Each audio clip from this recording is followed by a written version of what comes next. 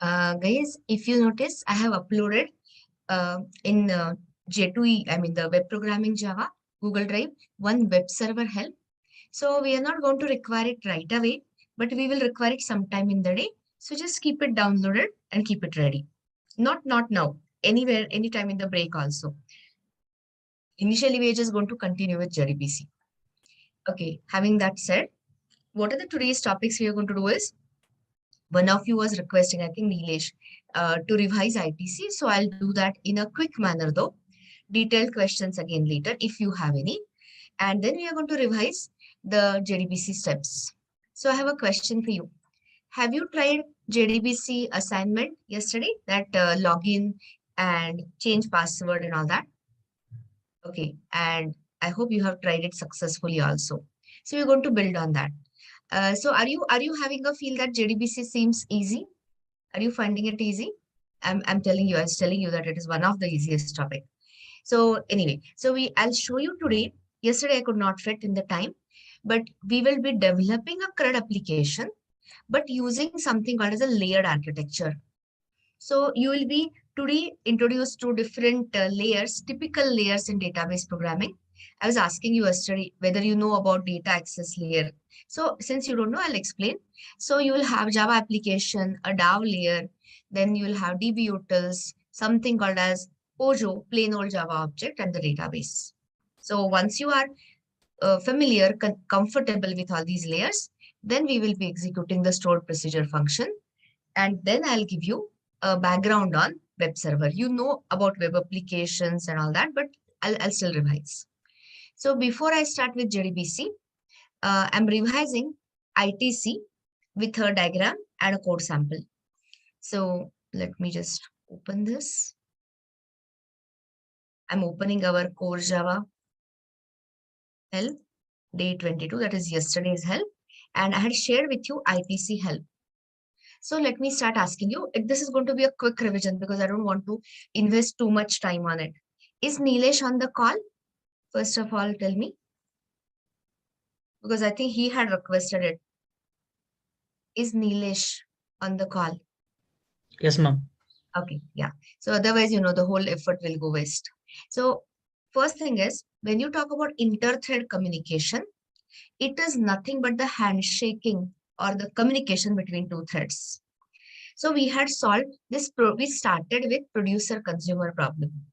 So in case of producer-consumer, after adding the synchronization, not just Nilesh, anyone can answer, was after we had made the read method and write method synchronized. So it was an inherently thread-safe API.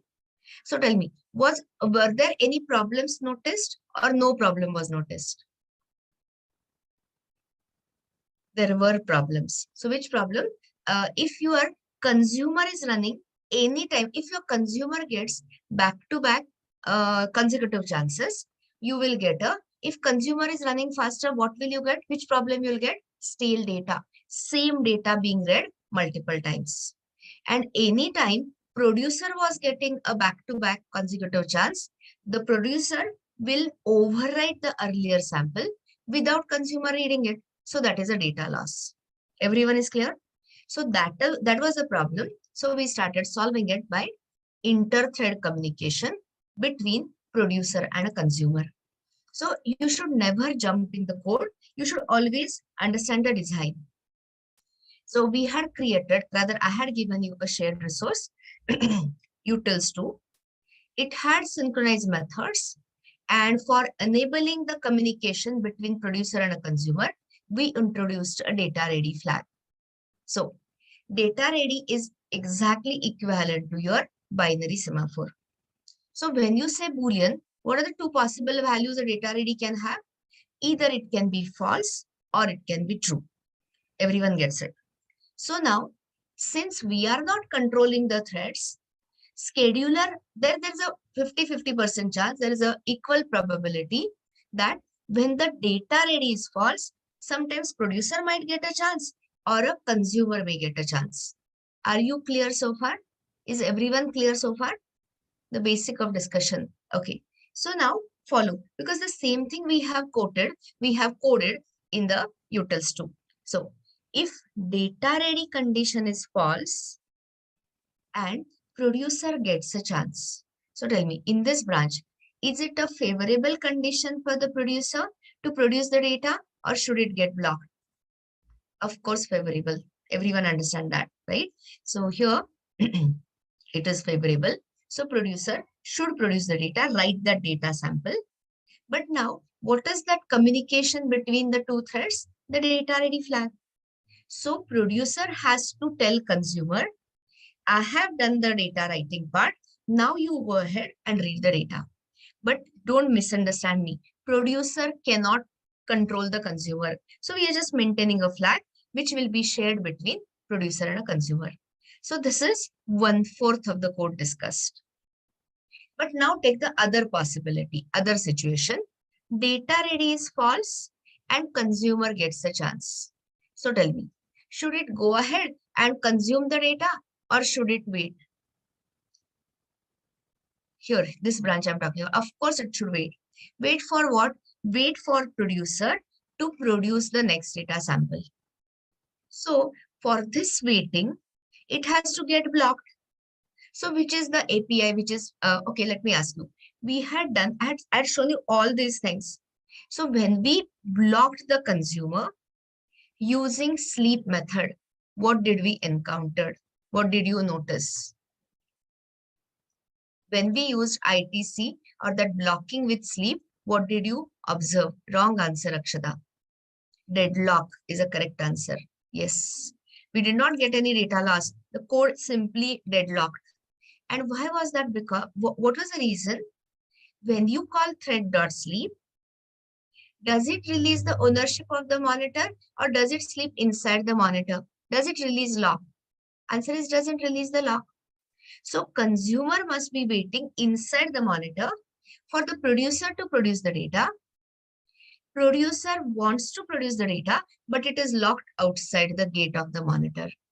So because of this classic circular dependency, everything blocked.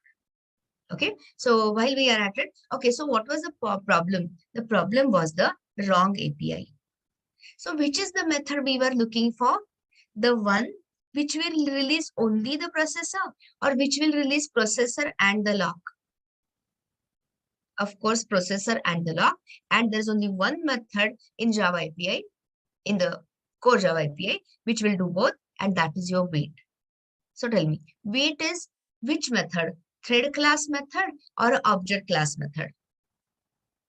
It's an object class method because any Java object which has a synchronized method or code from synchronized block can be associated with a lock.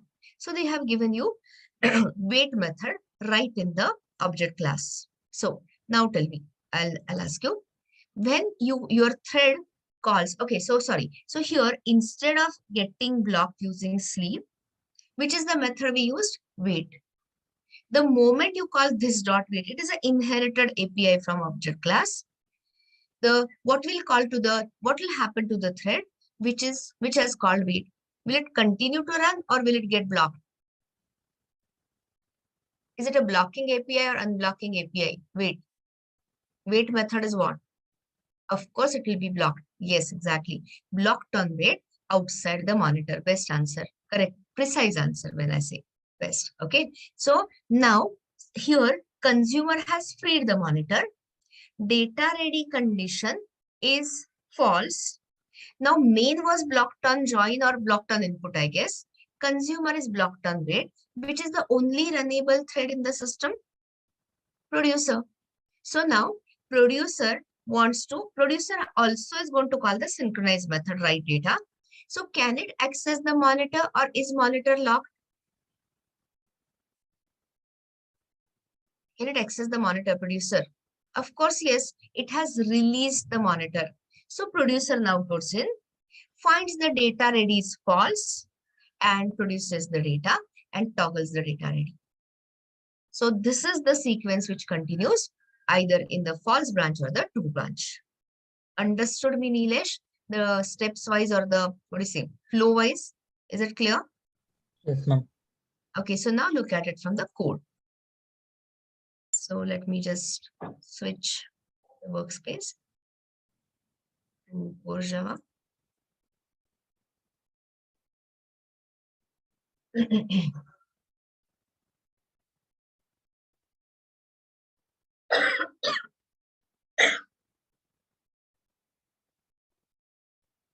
Okay, so I'm not revising, simply no time. I mean, it's not required. Required also. Something wrong with my throat. So here. So I'm just covering the last one. Okay, forgot to ask you. Actually, I'll ask you verbally. What is the unblocking trigger? Or rather, I'll say this way. What are the plural unblocking triggers for the thread which is blocked on wait? I hope you have read my blocking versus unblocking triggers. Yes. So one is notify all. The other one is interrupt. And like how we have a join with a timeout, is there a timed out version of a wait? Answer is yes. So you can say wait with a timeout also. I've written all of that in that blocking unblocking trigger. So now tell me, when your application is running, producers and consumers want to produce and consume the data, which is the best unblocking trigger you would like to use? Is it notify type or is it interrupt? N or I? Of course, notify. Why I'm saying of course notify? Because if you send the interrupt signal, of course thread which is blocked on wait will be unblocked, but interrupt will throw you interrupted exception. It will abort the entire try catch block, and then the code will continue and there's nothing to continue. So in most of the cases, thread will be over.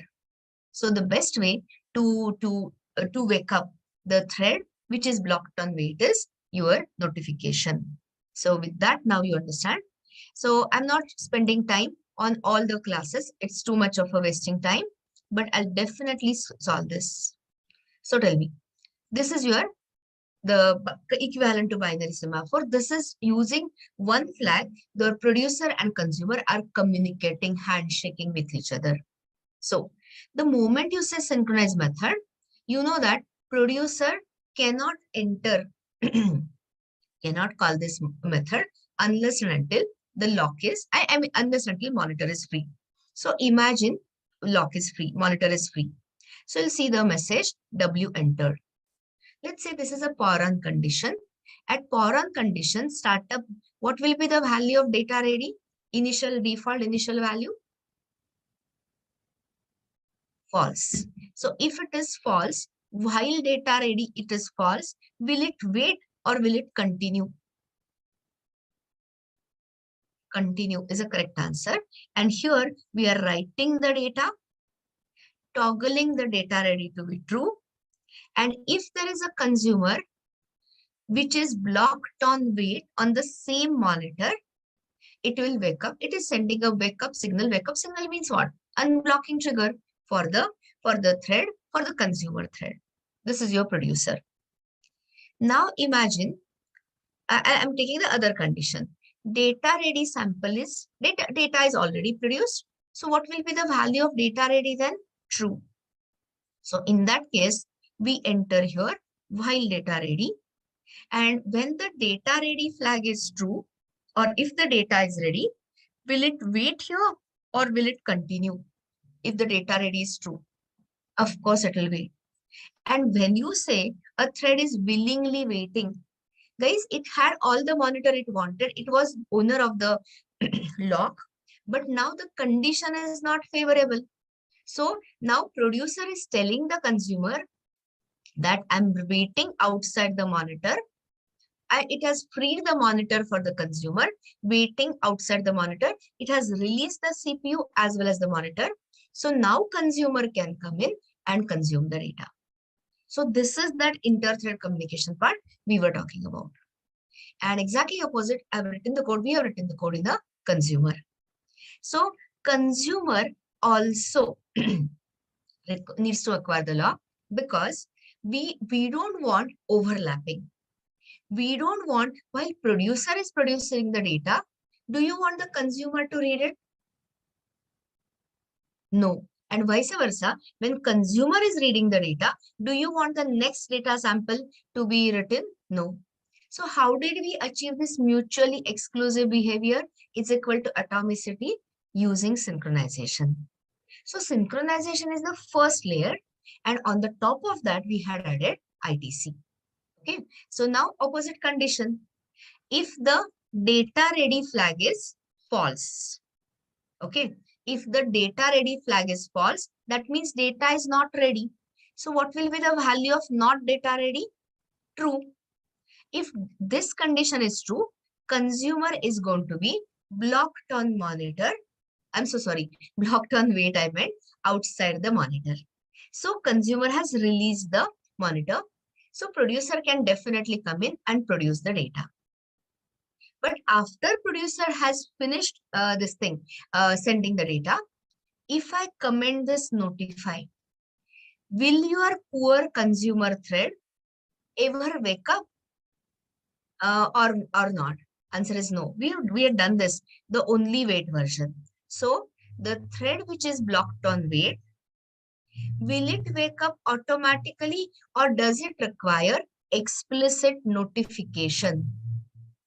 Automatic or explicit notification? Explicit wake up call. Somebody has to check him that, okay, now it is your job to work. So wake up, kinds. So this is that notification signal which will unblock the consumer.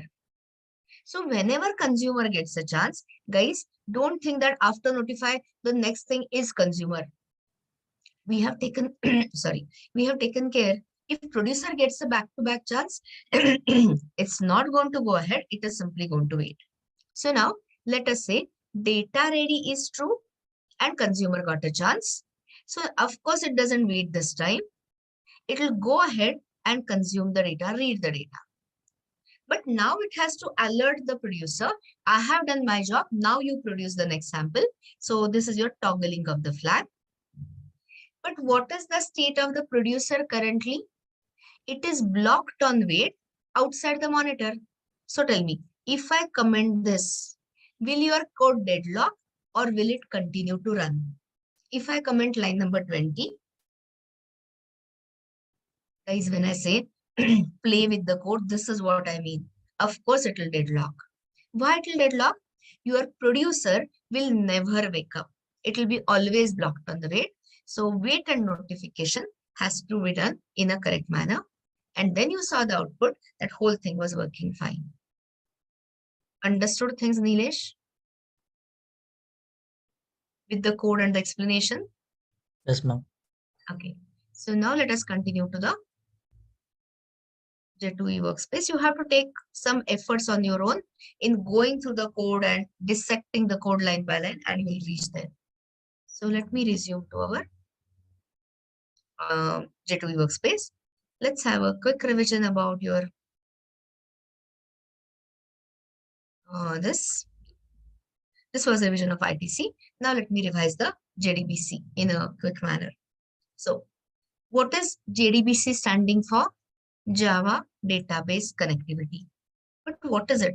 It is an API to connect to the database, to connect the Java front end to the database, to write, create, retrieve, update, delete, CRUD type of applications, and disconnect from the database also. So now start prompting, which is the package which we use for JDBC, which is the main package we use. There are two packages. One is java.sql, which we are using. And when I talk about pooled connectivity, this is a fixed connectivity. Fixed connectivity means what? When you say driver manager.get connection, at that time, a database, actual physical database connection will be fetched from the database. In the next week, sometime when I take you to Hibernate, we will replace this by a connection pool and we'll speak differently. So this is your java.sql is the package. So why JDBC? There are distinct advantages. Yes, java.sql also, right? So why JDBC? To offer or to write platform independent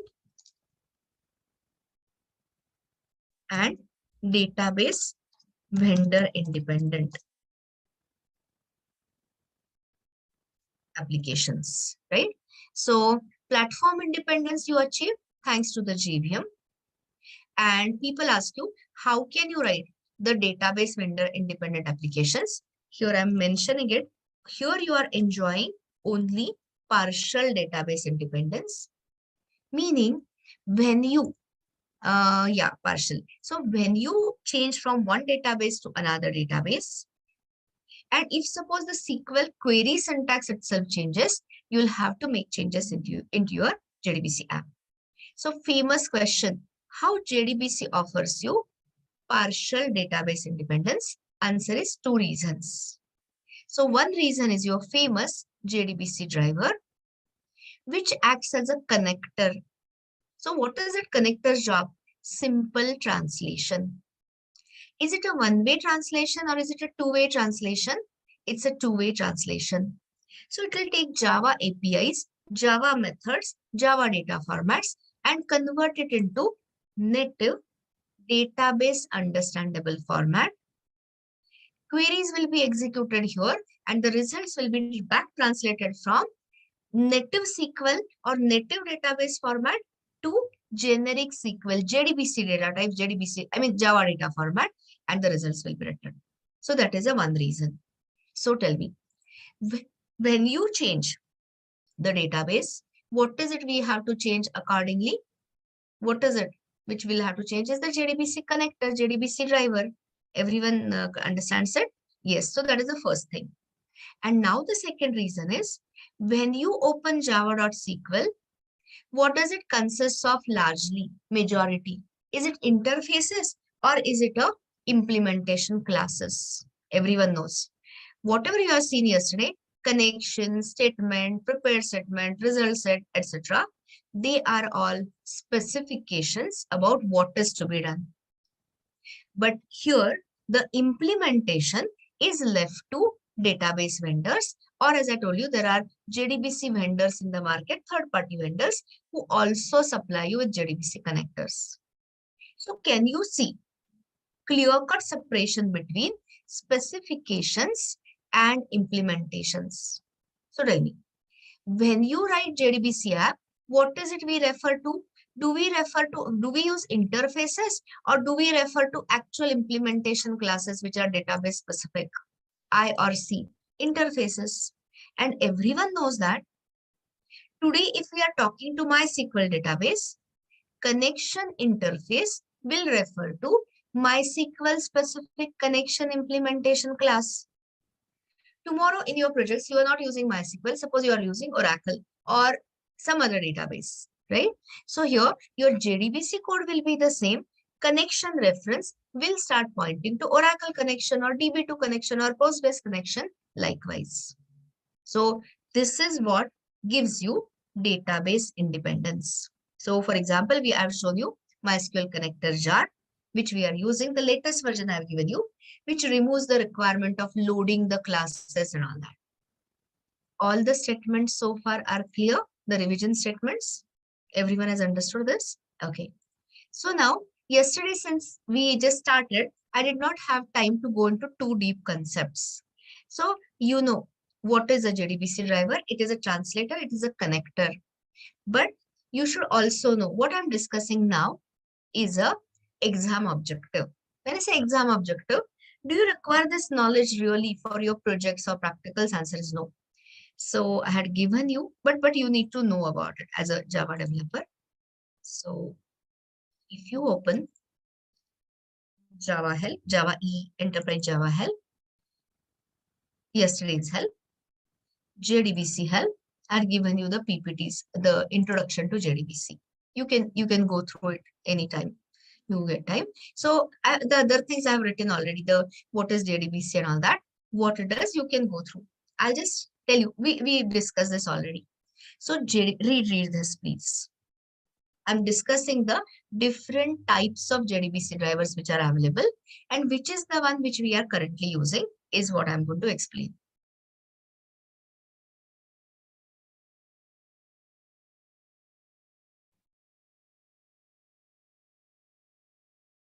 So I've just written one-way translation, but it is actually two-way. So it is a converter of Java to database. Is it a hardware or a software? This driver, it is a software. How is JDBC driver distributed? In which file format? Jar file format. And I've already said, if you open the jar, you have com.mysql.cj.jdbc, I mean the package name, and there you got a MySQL driver class. So now, this is the picture which I had already explained. This is where we are, Java application. And here we are using JDBC API. So this together is called as JDBC application. And whether you want to talk to SQL Server, MySQL or MS Access, whatever, Oracle or whatever, you require the corresponding driver here. Now, so ODBC is the old concept, open database connectivity. Whenever you get time, just read off that. But actually, we are not going to use it ever.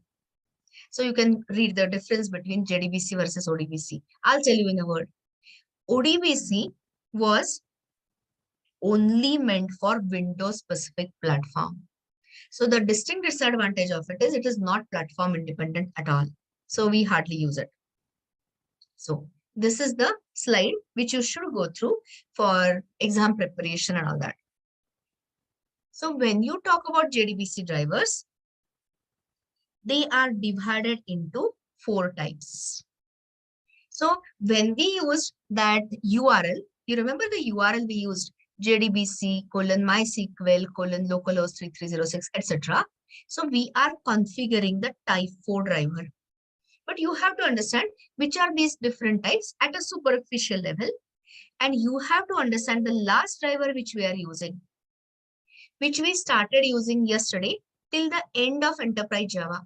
Let it be Hibernate, let it be Spring Data JPA or JPA, the underlying JDBC driver does not change. Okay, so start looking at different types of the drivers. So first 3, just look at as the overview. I have written features, advantages, disadvantages completely in detail. So understand. So this is your JDBC app and this is your data source. You remember in IO we used to do that, Java application and the device. So that time we were dealing with the device file. The file has been replaced by your database. Okay, so now this is your Java app, JDBC application. So this is a pretty ancient driver. Now it is deprecated. Nobody even talks about it. Just as a, like I said, exam help I'm giving. So we had JDBC ODBC bridge driver, which used to convert JDBC calls to open database, ODBC layer, ODBC API. Was it platform dependent ODBC? Is it platform specific or is it platform independent? Answer is platform specific, only for Microsoft applications. That they came ahead, went ahead with that. And then this ODBC API, one had to install the ODBC jar, not jar, ODBC drive, ODBC layer, or ODBC classes and all that. And then it used to talk to database. So our JDBC driver could not talk to database. It had to rely on ODBC. And the more the number of layers, the data flow becomes slower. So I've written the disadvantages and all that, all the problems of ODBC, and it is extremely slow. So will you see in industry any applications, any implementations based on type 1 JDBC ODBC bridge driver? Answer is no. We use only type 4. But just to give you the background, I'm just showing you all the earlier connectors. So now tell me, what is the obvious layer which is missing? Okay, by the way, it is JDBC driver type 2. So which is the layer which is gone from this picture? From this, is there? Okay, you can tell me, you can observe that much. ODBC layer is gone. So now you don't have to suffer from platform specific, platform dependency or only Microsoft. But take a look at this. This is type 2 JDBC driver. Can it directly talk to database or is it dependent on some in-between layer?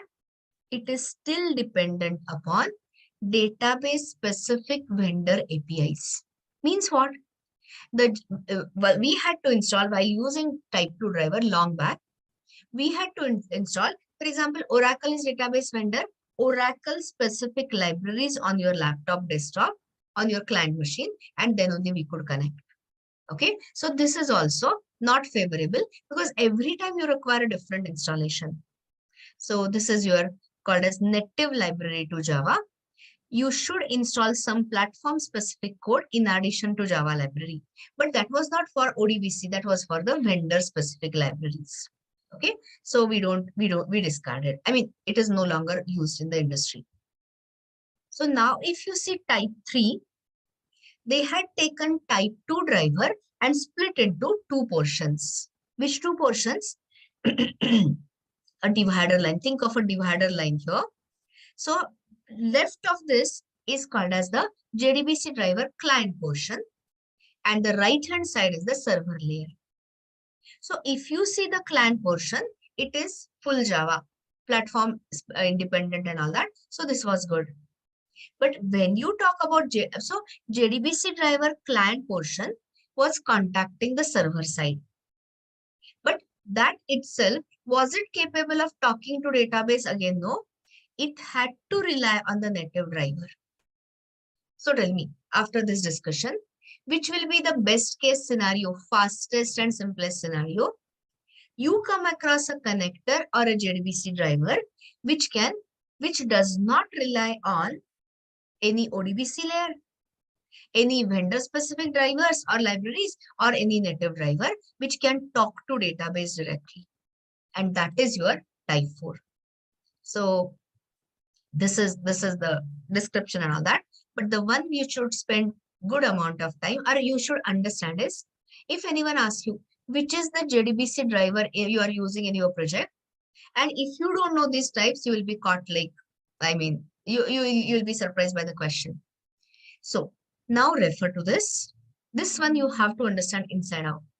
So this is your JDBC application, and this is your type 4 JDBC driver. Is it dependent upon any ODBC layer, any vendor specific libraries, or any native driver, or is it capable of talking to database directly? Obvious question. It doesn't require any intermediate layer. So it will take Java commands, Java API, Java methods, and convert it into database understandable format. Execution of the queries as usual happen in the database, and the results are reverse translated, back translated from database to Java understandable format and given to Java application. Understood me completely? There's only one disadvantage, or I'll say one limitation. What is that limitation? The protocol which it uses. The protocol which JDBC driver uses to contact the database, which is what we call it as DB-URL. Is it going to be a vendor specific protocol or vendor independent? Answer is given in front of you, but I always like to ask you better questions than that. So let me ask you. You can open the code if you want. Open your DB-UTILs and answer this. The question being asked is, can you tell me that this is the database URL which we are using of type 4 to connect to database? I hope everyone understands it. Line number 14. This is your DB URL. So think and answer. This is the DB URL which we are currently using. So tomorrow, if you want to replace MySQL by Oracle, will this DB URL be same or change? I mean, change or no change? Of course, it will be different. This is what I meant. Okay, so this is vendor specific protocol. So you will say, okay, then your code will change. Not to worry. When I take you to advanced topics such as web programming, I mean, there are some XML configuration files, or you're going to see some properties file, like how in Express we have .env and all that. Here we have .properties file. Okay, so the point is we can externalize, we can keep all this in the property file and the code will not get affected.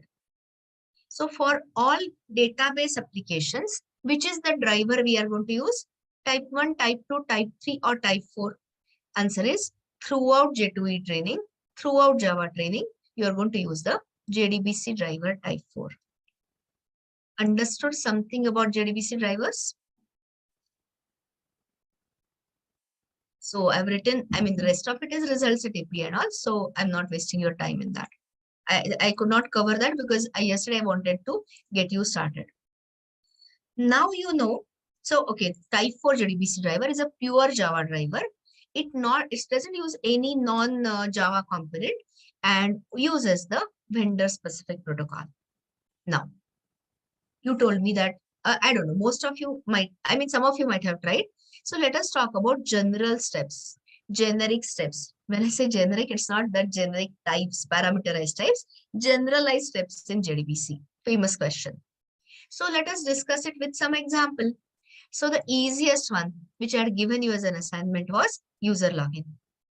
So you have to think in query first. So everyone, I think, understands the query. Nobody has a problem with the query, right? So is it having any in parameters?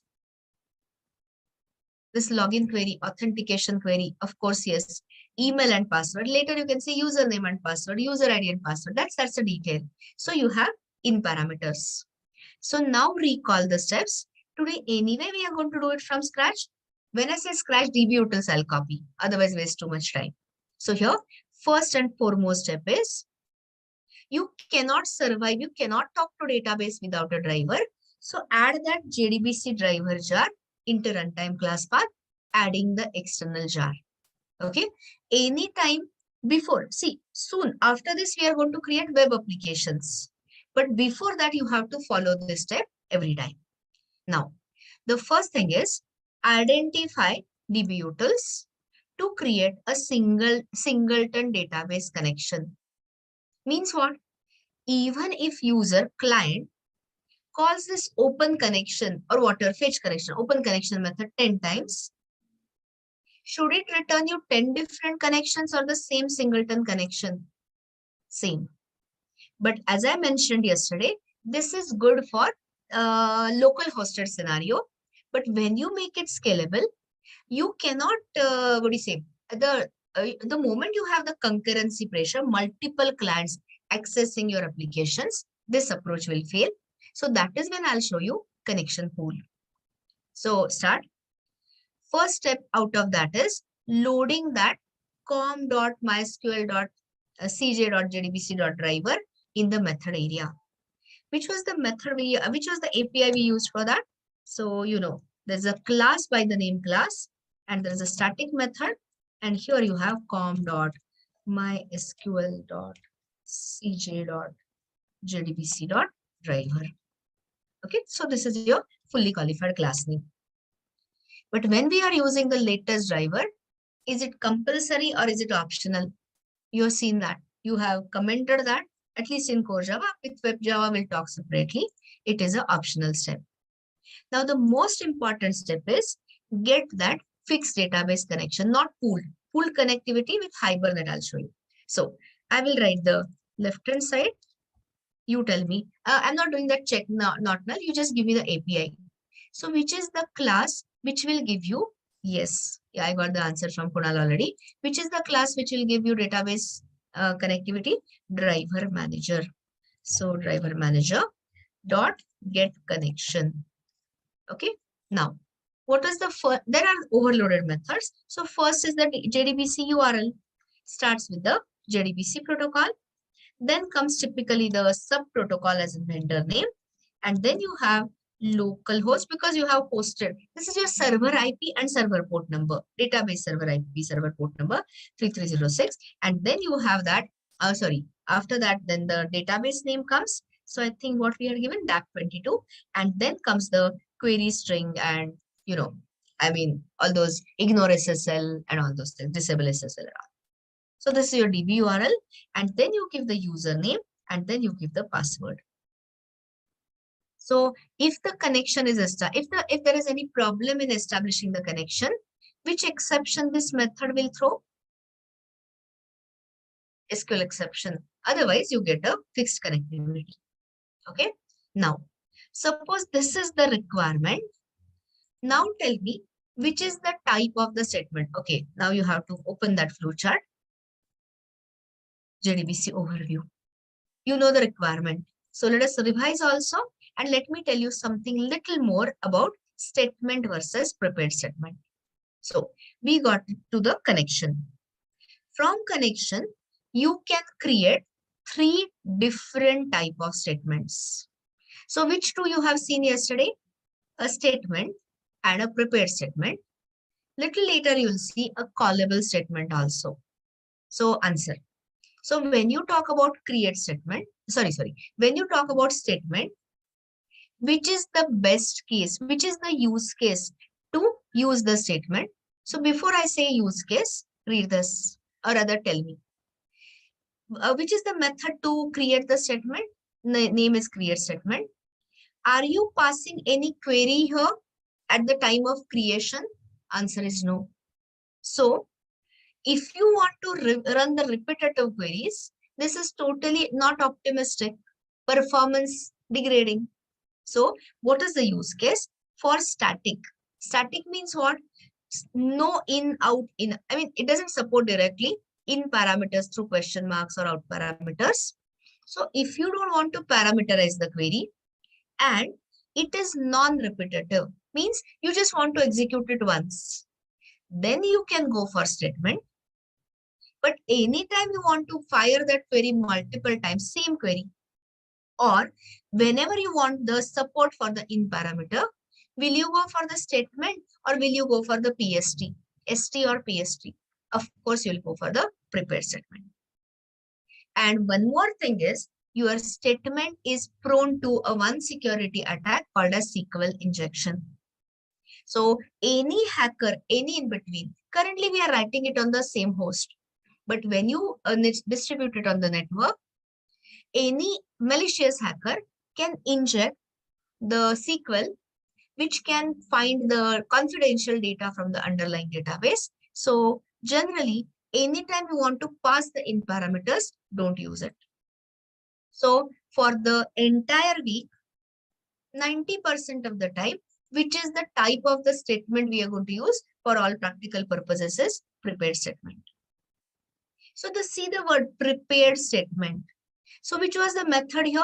Create statement. Here it is prepare statement. Obvious difference. You are passing the SQL right at the statement creation time. Okay. So what is the use case? Okay, forget the use case. Let me tell you what happens. So the moment you say connection.prepare statement with some query, it can have question marks in parameters, all that, we don't care.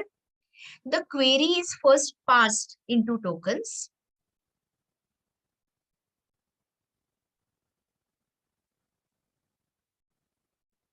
First, it is broken into tokens. Then the query syntax is checked and then it is compiled, and that compiled object is nothing but a prepared statement. So how do we describe prepared statement? It represents pre-parsed and pre-compiled statement object. So let me ask you a simple question. If you want to execute a particular query, let's say 10 times, 10 is just a number. If you use statement API, what all you will have to do 10 times? You will have to pass the query at the time of execution 10 times. So the parsing and compilation of the query will happen later just before execution. Whereas if I ask you the same question with the prepared statement, how many times the pre-parsing and pre-compilation will happen? Exactly once. And all those 10 times, all you will have to set is inject is in parameters if there are any and directly execute the query. So tell me, if there are repetitive queries, which is higher performant, which is better performant, statement or a PST? Everyone knows prepared statement. And does it support any parameters out of these? Answer is yes. It does support the API for setting in parameters. But does it support out or in-out parameter? Answer is no. For that, we will have to look at this thing, callable statement later. So this is your prepared statement. I mean, this is your statement versus PST. Is prepared statement prone to, vulnerable to SQL injection attack? Absolutely not. Whenever user is sending the in parameter, whenever you must have used that method, set string, pst.set string or set boolean or set int, the parameter data is first parsed and checked. So in short, there is no fear of SQL injection attack with a PST. So it is recommended all the time.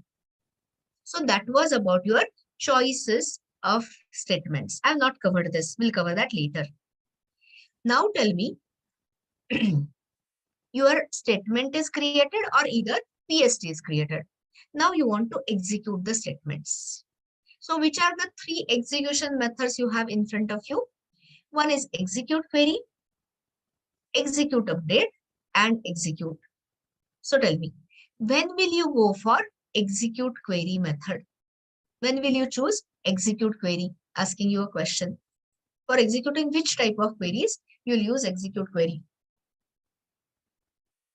It's a DQL select, right? So the formal answer to be given in interviews is any query which returns you the result set, we use execute query.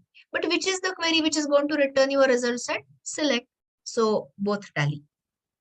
When will you go for execute update? Tell me. For DDLs as well as DMLs. Absolutely correct. Next one. When will you use this execute method? Shortly. For execution of what? I've not taken this, but you might have read it. Execute method for yes, either stored procedure or you have a stored function you want to execute, you use that. Okay. Now let me ask you something more. So I have a question here. If you see execute query, those are overloaded methods, one with the query, one without the query. So think and answer. When I say think and answer, because that will tell me your understanding. So anyone wants to tell me, when will you use the first version? Your choices are for statement, ST or prepared statement. Or the statement objective. Perfect answer. Because that makes me happy because something is reaching you. That's why.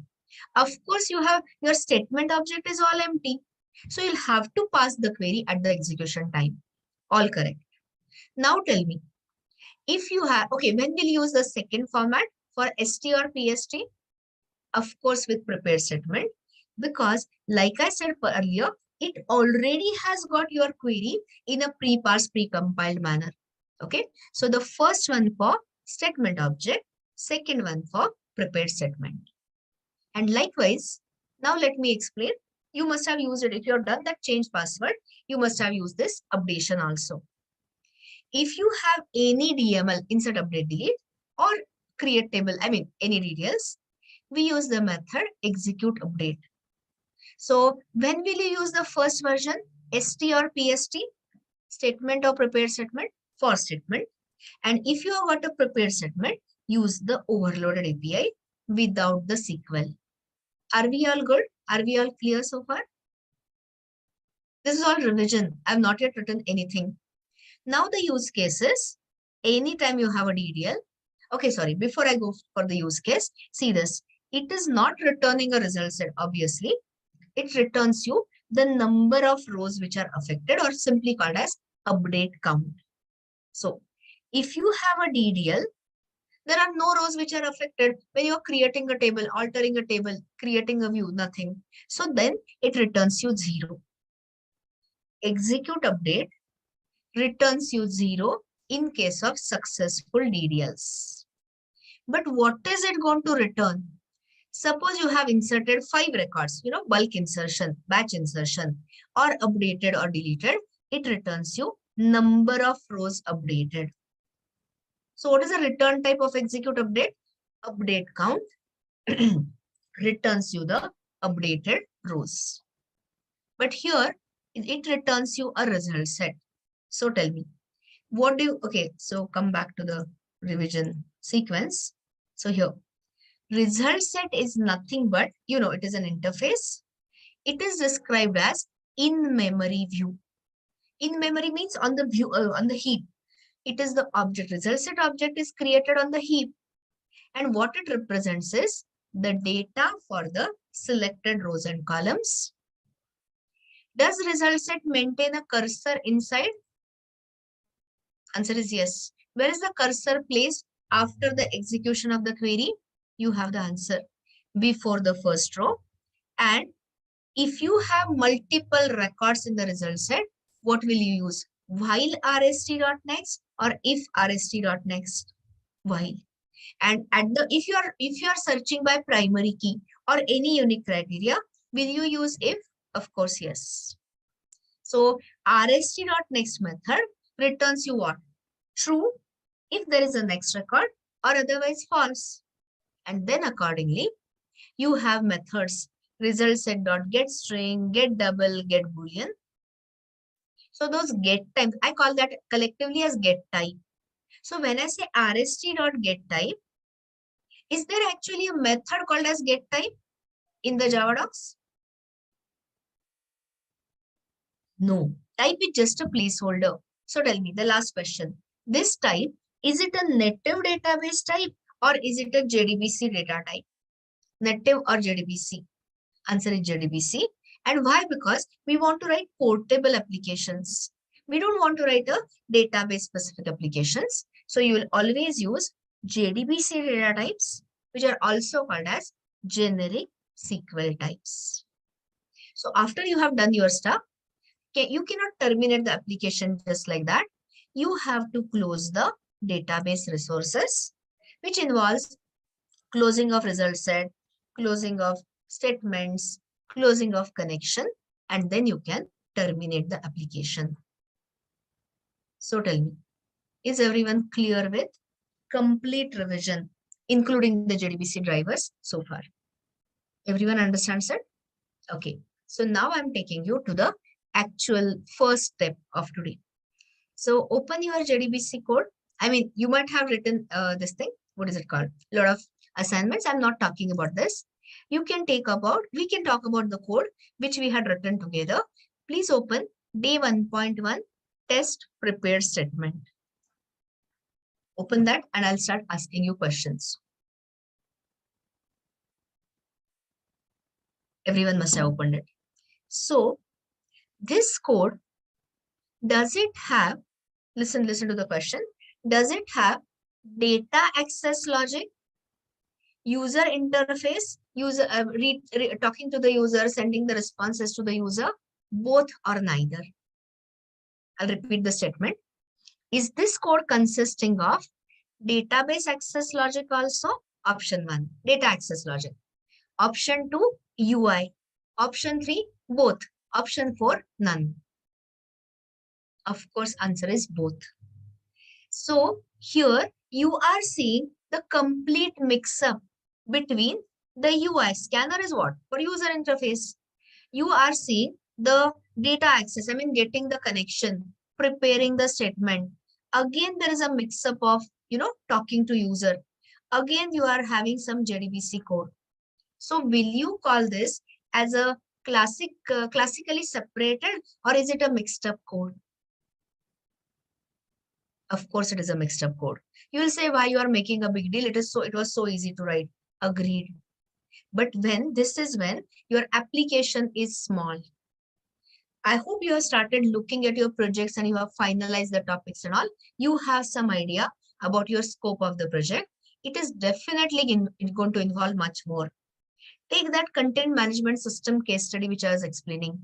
So many things you have to do. So the point is it a good practice to write it in a mixed up manner, or is it a better practice to write it as a separation, to allow the separation? And I have been insisting this separation right from core Java. So today you won't find any different. Only difference is in core Java, there were no predefined layers. Here I'm going to introduce predefined layers. Okay, so here we are starting with a very, very important topic called as object to relational mapping. So before I open the picture, why don't you please connect to database? Keep it connected. I mean, whenever you log in, like how I say, open the STS, this also. This is fast, but in general. So let me say something. What I was going to do is, I was going to describe the table.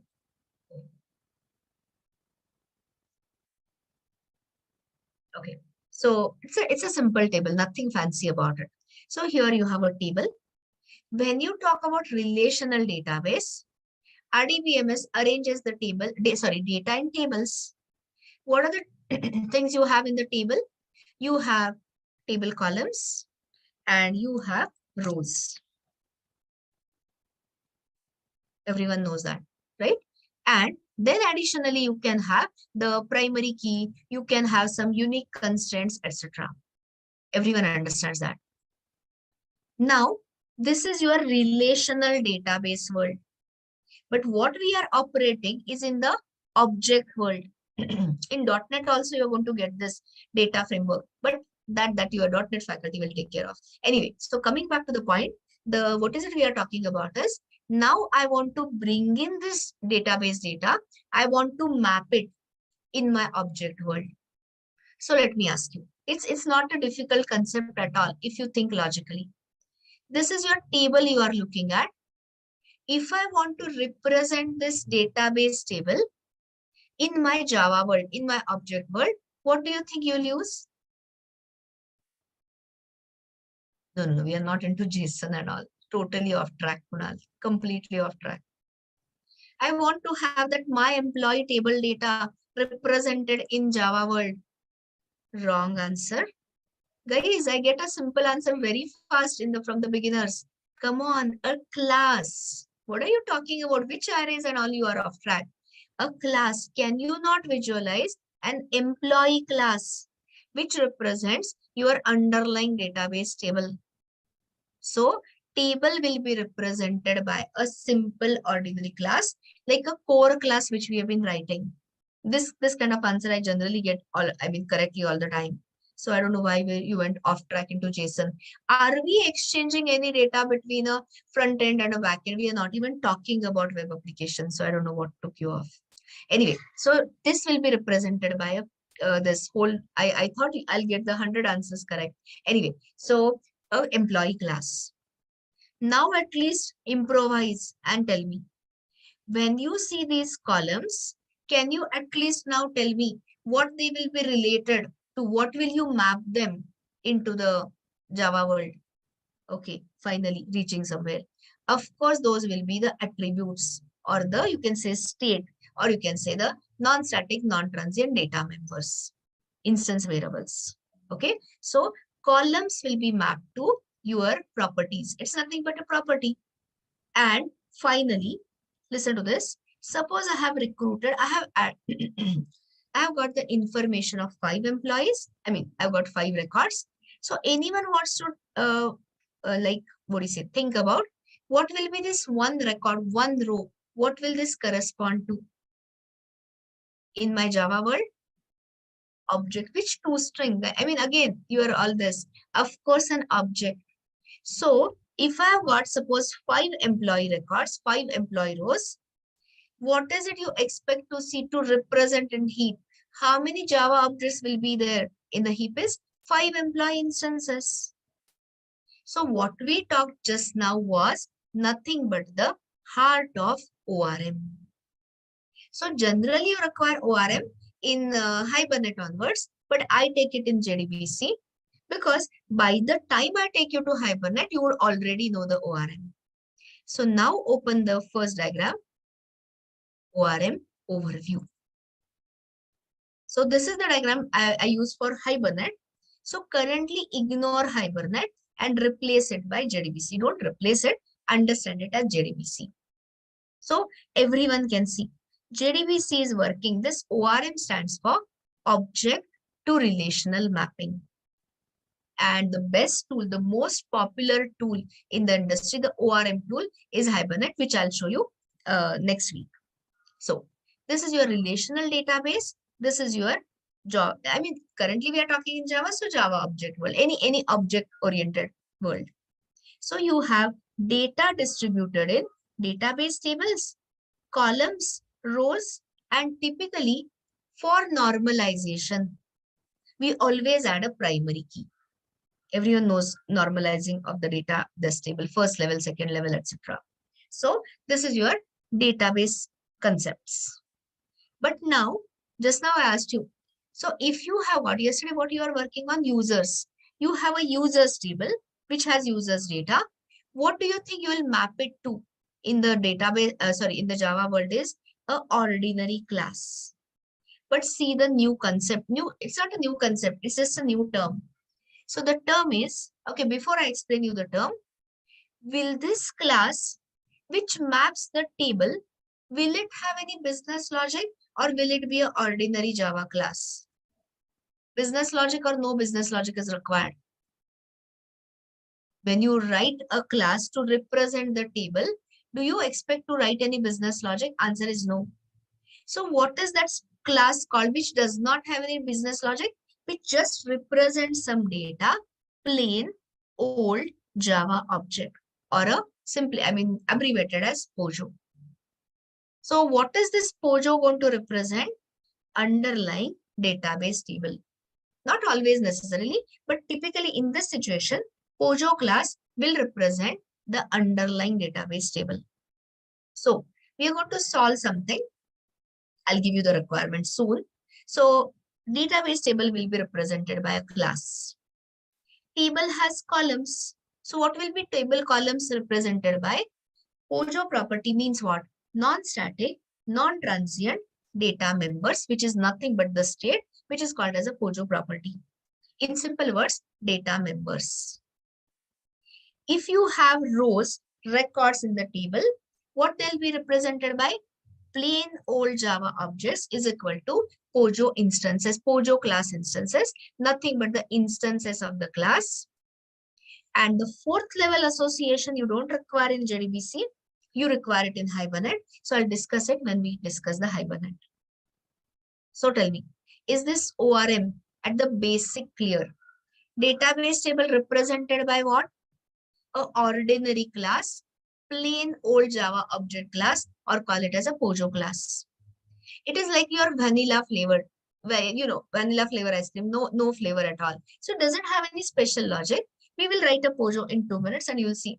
You've been writing bank account, customer, or whatever classes, employee classes, same thing. What will be the database table columns be represented by? Data members, properties. What will be the data table rows represented by? Instances of POJO class, or you can say POJOs. And the fourth one currently ignore. Okay. So now I'll help you, or rather we are building it step by step. But as always, I should tell you the requirement. So this is where we are entering a layered architecture. So which layers are you going to enjoy or not enjoy? Exercise. So you have all these diagrams I had given you yesterday. So this is what I will start today as the first level introduction. You can see typical layers in database programming. And you will see over the next 15-20 days, when whatever we are doing in your enterprise Java, similar layers. Some of the things will change. Of course, when the technology changes from JDBC to Hibernate, things will change, but overall layers will be the same. Okay, so this is what we are going to come to in a minute. So if you look at it here, you have database table. Here on the top, you have a POJO, which is object view, object representation of database data. And the most important layer to understand today, a pattern, a famous design pattern in the industry. I'm not talking in Java. Any industry grade application, you will never let it be JavaScript, let it be .NET, let it be Java or Python. Here, you will have a data access layer, separate a DAO layer, and we will focus on that and we'll complete it. And then on the above, of course, you'll have DB utils. I've already drawn the interaction, which I'll explain over time. And today, currently, we are not sitting in a web application. We are talking about this thing. What is it called? Standalone, desktop-based, main-based application. So we will write a tester and we'll test the entire ladder. So if I show you all of it, you bound to get confused. So one at a time. So these are the layers we are going to exercise, we are going to create over time. So understand the requirement. Everyone knows we've got a my employee table. This is what I want to solve. So read the requirement.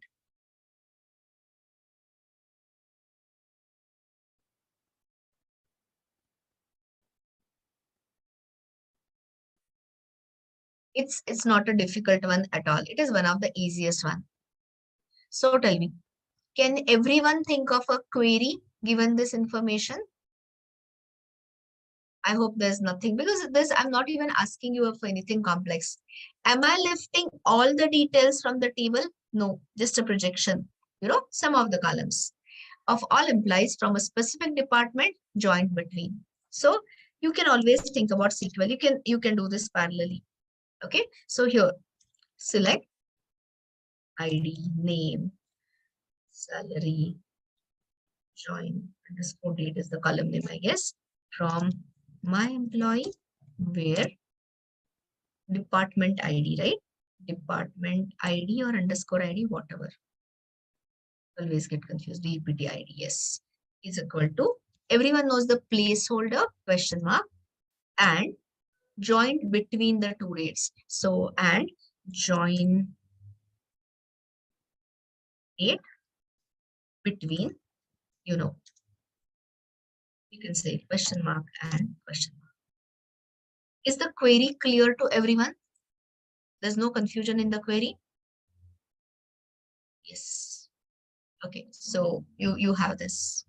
So now, so I'm just saying, always, think about requirement, like the requirement of this. So this is the requirement. Now tell me, do we have the database layer ready?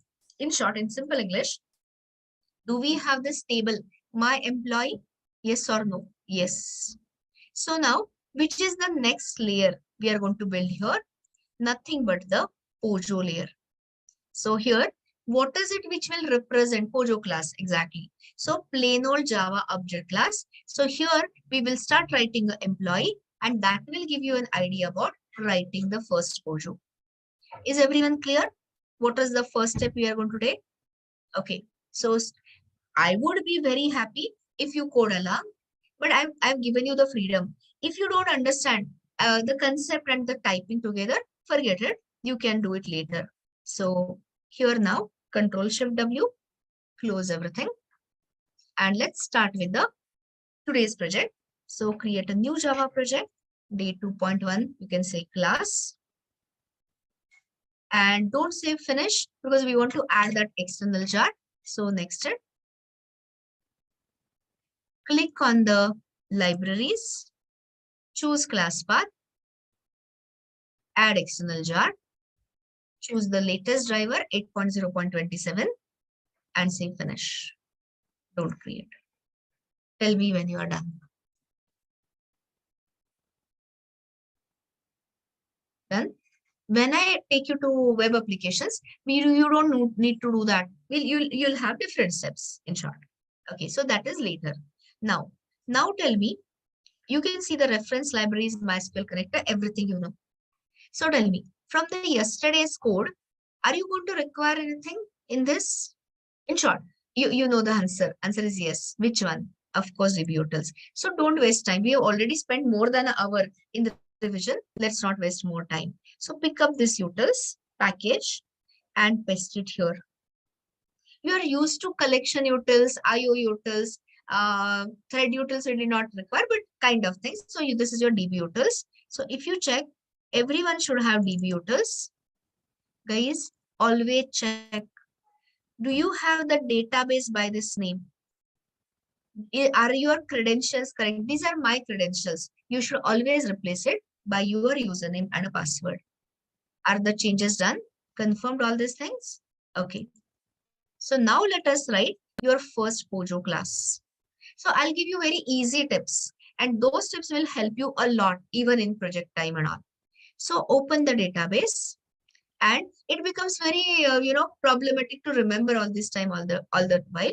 So why don't you copy, so that we'll maintain the same sequence, mark it and press enter. And now here we are going to create a new layer, new package. So src class, and this is not a DBUtils. So create a separate package called as POJOs. Later I'll tell you, POJOs are nothing but your database entities. So people call it as entity. Or when I take you to model view controller, MVC architecture, this is the model part. the data storing part. So one thing at a time. Okay. And just paste it here. And you'll start telling me, or we'll start writing it together.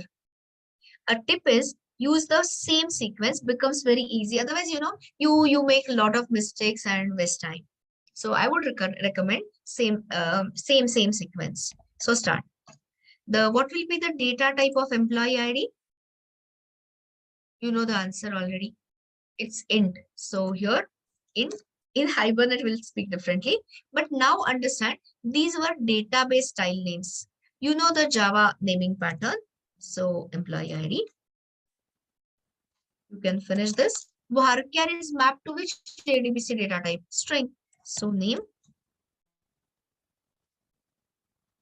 So the column name and property name did not match at all. It is just a representation. Java object representation. Then you have address. Then you have salary, which is double. And you have in my case, see, you will make confusion because you are generally our department ID is int. Here it is varchar. See this. I've got it as a varchar.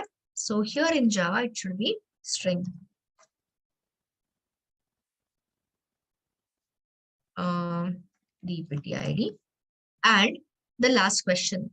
When you talk about join date, what should be the data type of join date? Very right. This one. No. Local date and all this one, Yogesh, we will use when I take you back to Hibernate. So till then, till you are in JDBC, use java.sql.date. Okay. So when you say private date, control space, be careful, choose java.sql date. It is nothing but a JDBC specific date and you can give the name as always. So I hope you are understood the two levels of ORM. Object to relational mapping, the database table represented by a class, and table columns represented by properties, which are non-static, non-transient data members. Understood so far? I'm not asking you whether you type, but understanding is important. Typing is not so important. Clear about it? Okay. Now you know. So here, okay, I'll tell you the POJO specification. As per the POJO specifications, which is going to be required in Hibernate. The whole idea is, to also prepare you parallelly for Hibernate. Required Hibernate is default argumentless constructor. So let's add the default argumentless constructor. Is it going to be required in JDBC? Not required in JDBC. But you'll definitely require it in your in your Hibernate. Now, here, currently we will just give anytime. See guys, adding the overloaded constructor takes a minute. So anytime we require additional overloaded constructor, we'll add later. Typically, the POJOs will not have, typically means they will never have the business logic. But since these data members are private, for ordinary Java class such as POJO, add getters and setters. So when I say add, I mean generate. Source, generate getters and setters. You can say select all. And for debugging purposes, what we typically add is a toString. So here, currently we will just generate it as it is and later we will tweak. So finish your POJO. As a help, I can send you one. All I have typed is what? Only the properties. Rest of everything I generated. I've sent you employee POJO. Tell me whenever you are done. So all it has is data members, default constructor. You will say, if I don't add any other constructor, this is supplied. We will add a constructor later. Getters, setters, and the toString. Done? Okay, so let me have a word with you till everyone finishes. See, every time now I'm going to relate it to your project, this thing. In your project, you must be having lot of database tables. Let's say 10 database table. 10 is just a logical number. So you will end up creating 10 POJOs, okay, or 10 entities, which is nothing but a POJO. So at that time, writing so much of boilerplate code. Which boilerplate code I'm talking about? A constructor, getter, setter, toString. Is it a hassle or it is not a hassle? Of course, it is a hassle. So wait for. See guys, I'm going to make these statements now. Wait for an excellent framework called as Spring Boot. And there I'll show you a library called as Lombok. And with Lombok, all this reduces to 0 and is replaced by couple of annotations. You'll see @getter annotation, @noargs constructor, @all args constructor, etc. And all this code is going to really reduce like anything. Today being the first few days, you'll end up generating a lot of code. Later, it is going to reduce extremely. Just keep it at a background. Okay, so now we have finished with the 2 layers. You have database layer, database table, and you have a object representation of it as a POJO. Now open this diagram. I'll open it with a pen. So you have this diagram. So read this. Look at this. So always, anytime you are developing, should we develop in a top-down manner, tester downwards, or should we develop it in a bottoms-up manner? Bottoms-up or top-down? Bottoms-up is the typical things I'm saying. Of course, it can vary. So tell me, do we have our database tier, which is called as Enterprise Information System layer, as in simple English, my employee table? Yes. Which is the next layer above that? POJO, or called as entity or model or domain class, which is nothing but a object representation of database table. POJO, POJO class representing a table, POJO property representing a table column, and a POJO class instance, plain old Java object representing a row. Are we clear between these 2 layers? Completely, everyone? So when I give you today's assignment, that content management system and all, you are going to solve it in a layered manner today. Okay, that way. Now, the next thing is we have already copied the DBUtils. What is the job of a DBUtils? To give us the fixed database connection. Pooled or fixed, it is we are not talking about connection pool. So it is a fixed database connection. Everyone clear? Now come to the most important layer of today, which is data access layer, or people call it as a DAO layer, standing for data access object layer. So answer the simple question. When you are talking about the DAO layer or data access layer, what should it consist of? UI, user interface, data access logic, both or neither? Simple question. Both it is saying. You're talking about a data access layer, guys. Come on. Why you're giving me horribly wrong answers? Of course, it should have only data access layer. If you say both, aren't we coming to the mixed up logic again? The whole idea was separation. Understanding me or not? What should data access or a DAO layer consist of? Pure database access logic. Okay, pure data access logic. So some call it as a DAL, data access layer, but generally the preferred name is data access object layer. Okay, only database. Only data access logic, JDBC in short. Later in a week's time, we will replace this. This is going to be today JDBC based DAO layer, which we will replace it by Hibernate framework, Hibernate technology. So it will become Hibernate based DAO layer. So of course, one at a time. Now, here you tell me the logical blueprint of an object is a class. What is the blueprint of a class?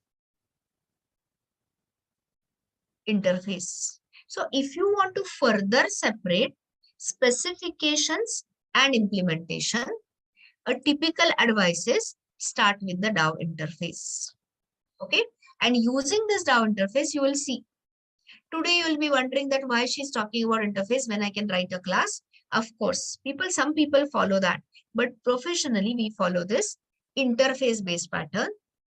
And let me take you to Spring Framework, which is one of your project technologies. You'll definitely see all interfaces.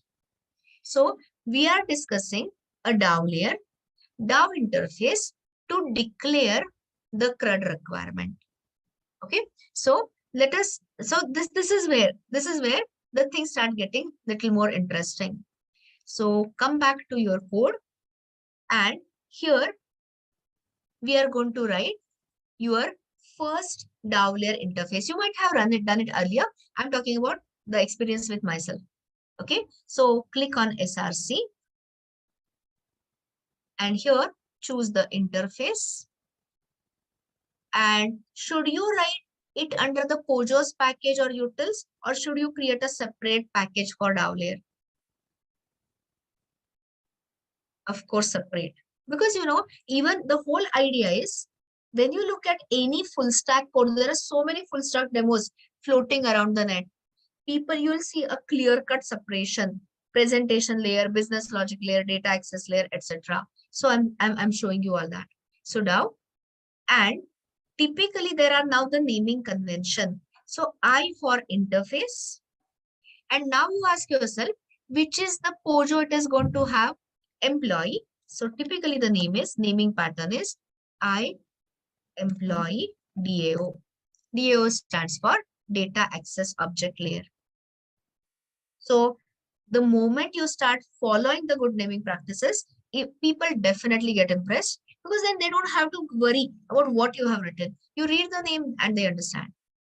So I for interface, this is representing which table or which POJO you are managing, and then telling you this is a DAO layer interface.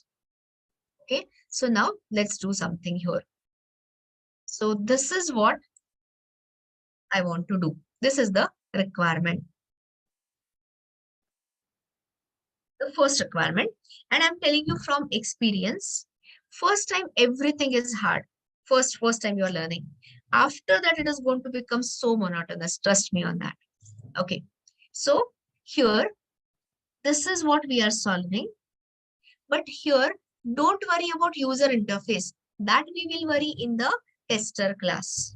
So here, you just have to take this requirement and place it, convert it into specification, API specification, nothing but a method declaration.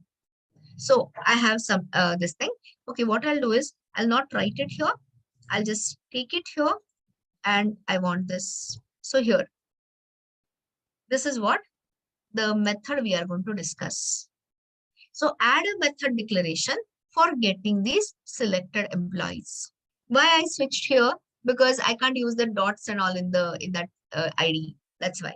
So your interface methods are by default public and abstract, so don't mention. I want you to tell me the return type.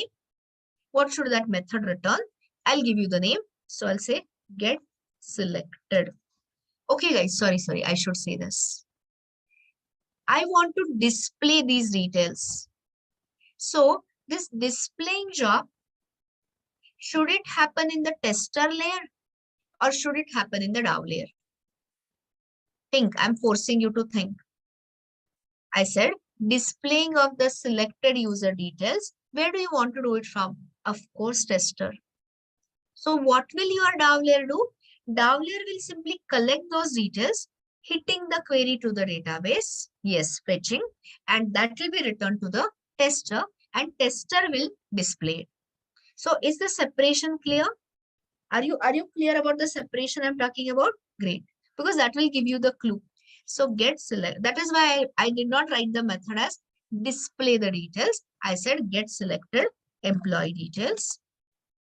And here, so dots are for you to be filled. It's like a fill in the blanks. And tell me, if anything goes wrong in database, which is the exception it will throw? SQL exception. Is it a checked exception or unchecked exception? Checked. What is the rule of the compiler? Compiler forces the handling of the checked exception. So my question to you all is, if we are maintaining this layered architecture, where should I handle the exception? In every layer, or should we do it in a centralized error handling manner as usual? Centralizing sounds better. Tester, exactly, the topmost layer. Today, the layer is tester. Tomorrow, by this time, we would have 100% gone to servlets, web applications and all. So this tester will be replaced by a servlet layer. Later, a controller, later whatever.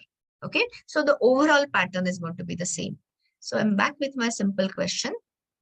So here, should you have a throws clause or will you have the try catch inside a DAO layer? Everyone understands me, I hope. So of course you'll have throws SQL exception. Okay, so now let me ask you a simple question. This is just an interface. I have not yet come to the implementation class. We'll come to that in a minute. I'm telling you guys once again, once your specs, once your method declaration is ready, it becomes so easy to implement it. So I have a simple question. Who is going to call this method? You have the answers here. All answers are here.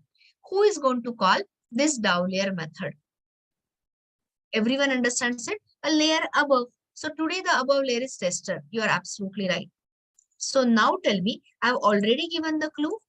Anyone wants to tell me, for solving this, what do you think will be the arguments, inputs? Let's see whether you can tell me. Guys, Avinash, wrong. All Kunal, all this. Okay, Shubham is closer. Prashant is closer.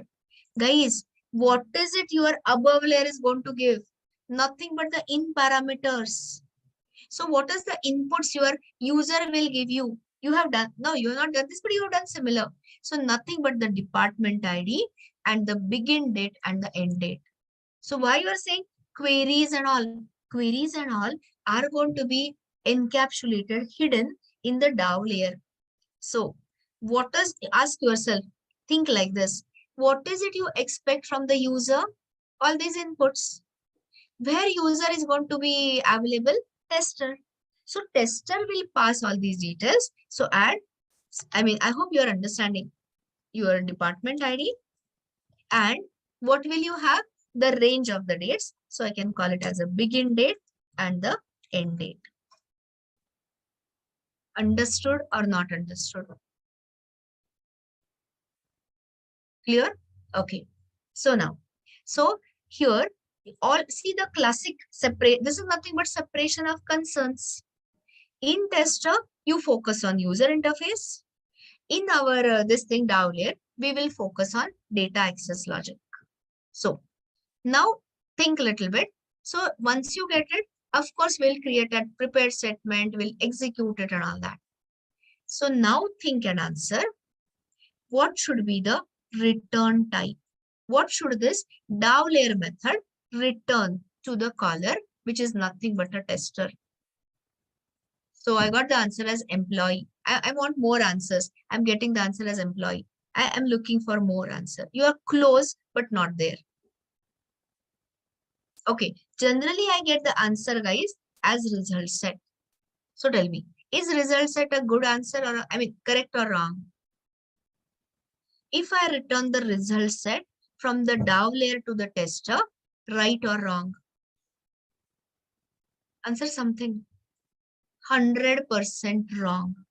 Why? Because if you return the result set to the tester, who will have to do the processing of the result set? Tester.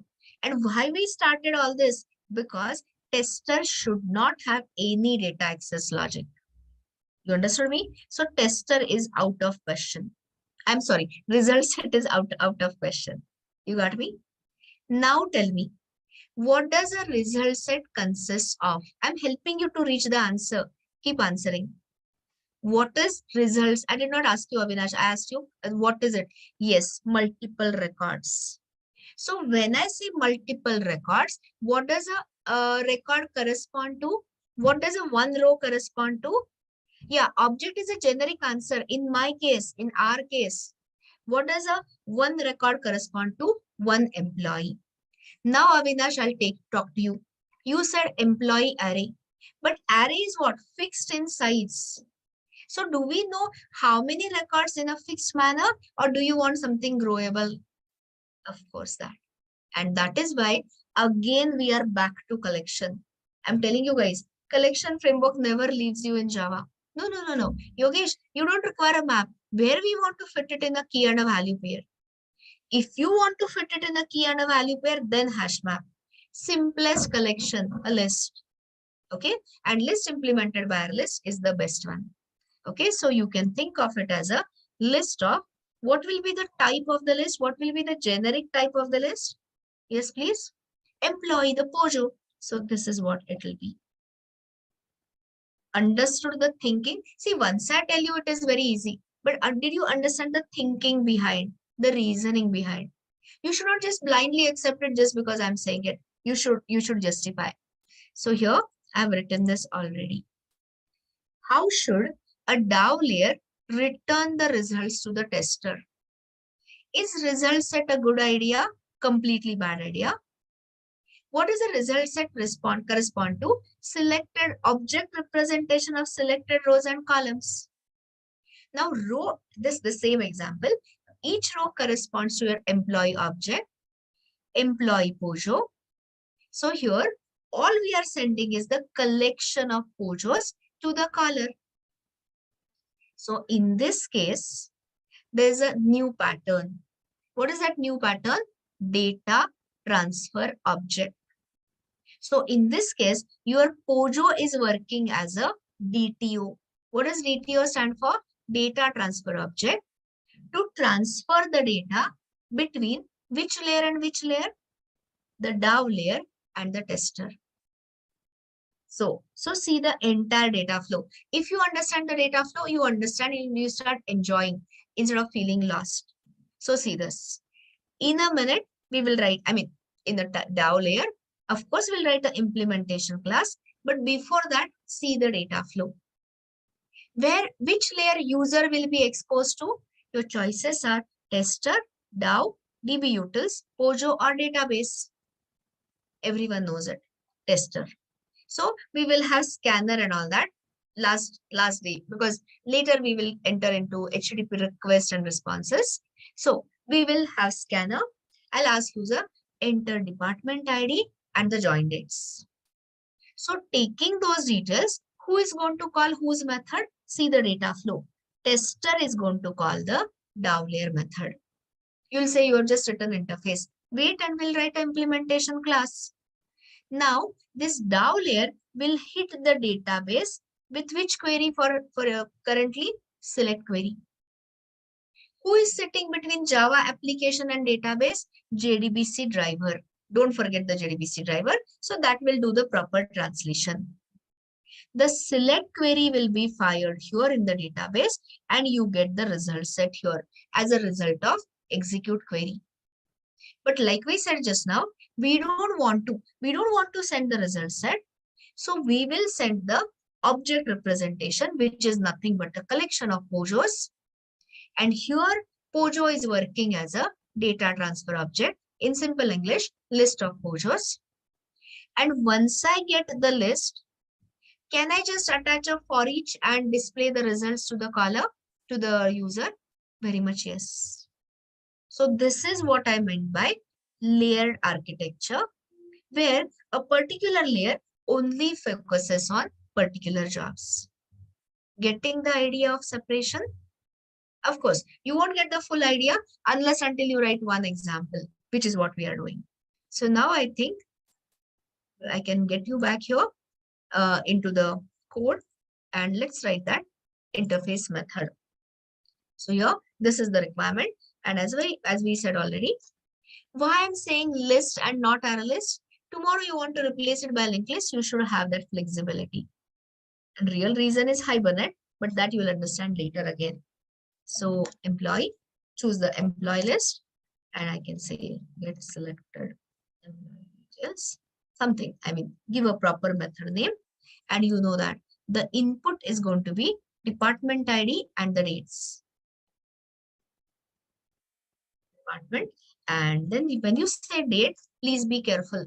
Always choose till database, till JDBC, java.sql, begin date and the end date.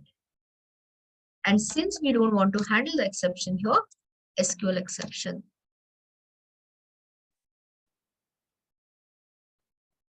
So I'll wait here till you say you have understood it or till you have added the method. Understanding is important, not just typing. You know that. Have you guys, all of you, some of you may have typed along, but has everyone understood the point? Is the Dowler interface clear? I employed out. Okay. And as today's assignment, you are going to solve a fresh scenario, that topic tutorial, content management system. Dowler, I'm going to get it prepared from you in the lab session. Okay, so this is done. Now the next thing.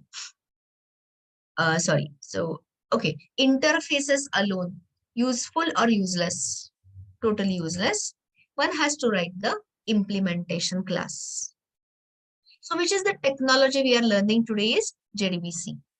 So, now we are developing JDBC based DAO's implementation class, or I can say JDBC based DAO layer. So, for the first time, you will, of course, everything is hard. So, that is why I put it in points. So, we will write it as a public and package class in the DAO layer.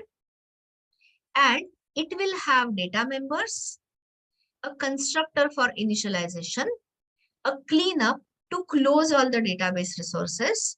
And then we will, of course, implement that CRUD method, which we wrote. We have not yet come to CRUD. We are just having the data retrieval part. So that is what we will do. So we are going to break down this implementation class into 4 parts. So let us start writing and then I'll explain it word by word. So open your IDE. Why I'm spending so much time here? Because once you understand that, the remaining week is going to be very comfortable. So here, let's have the implementation class. So DAO, same package. And here, again, there is a naming convention. Is it an interface or is it a class? Class. So remove that I. And here, what is the name of the interface? Employee. So employee DAO IMPL, standing for implementation class. Guys, stick to the standard names. People definitely appreciate it. And forget appreciation. You yourself understand your code. So employee DAO IMPL, which is the interface it is going to implement? Our own interface. I employee DAO, select it and finish. Waiting here.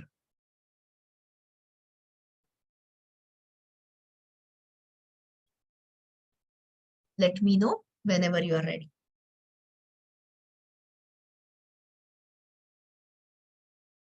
The interface name I employee DAO, class name employee DAO IMPL.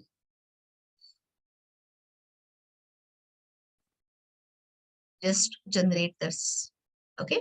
So if you have not generated, you can always say source, override, implement, and generate. So this is your public and the package class. Can I continue? Reached or not reached? Done or not done? Aman, you're off track. So primary key business is later. It is not about primary key and a hash map business, Aman.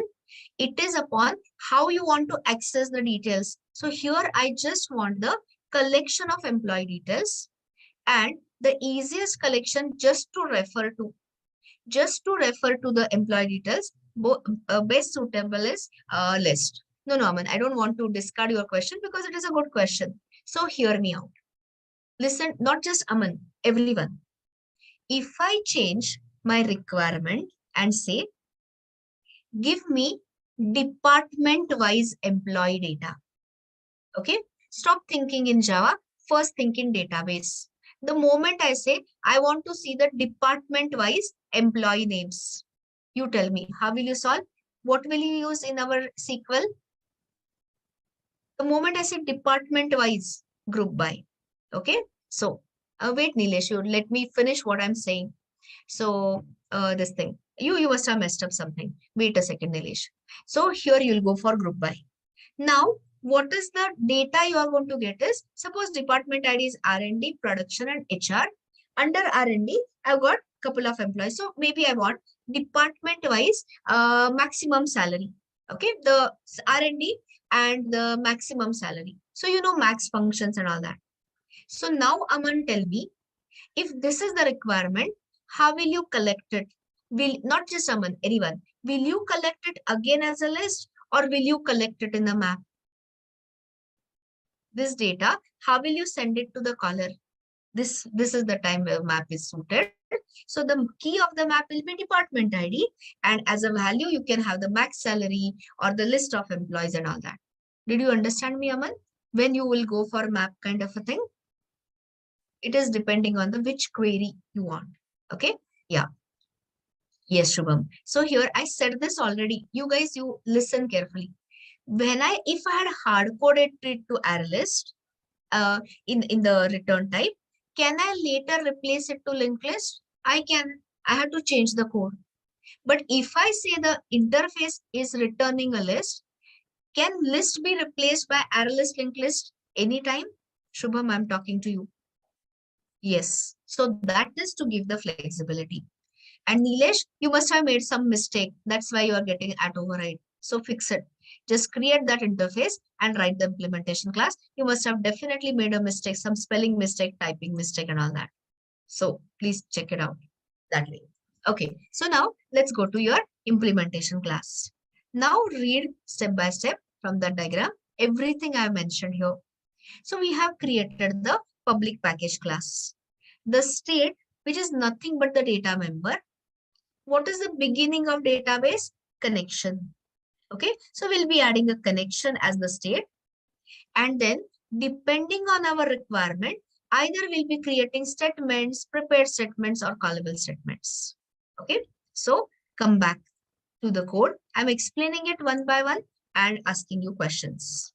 So here, so again, a suggestion, since you are a new fresher to JDBC, for simplicity, simply say java.sql.start and you'll start getting all the correct imports. So you don't require this also.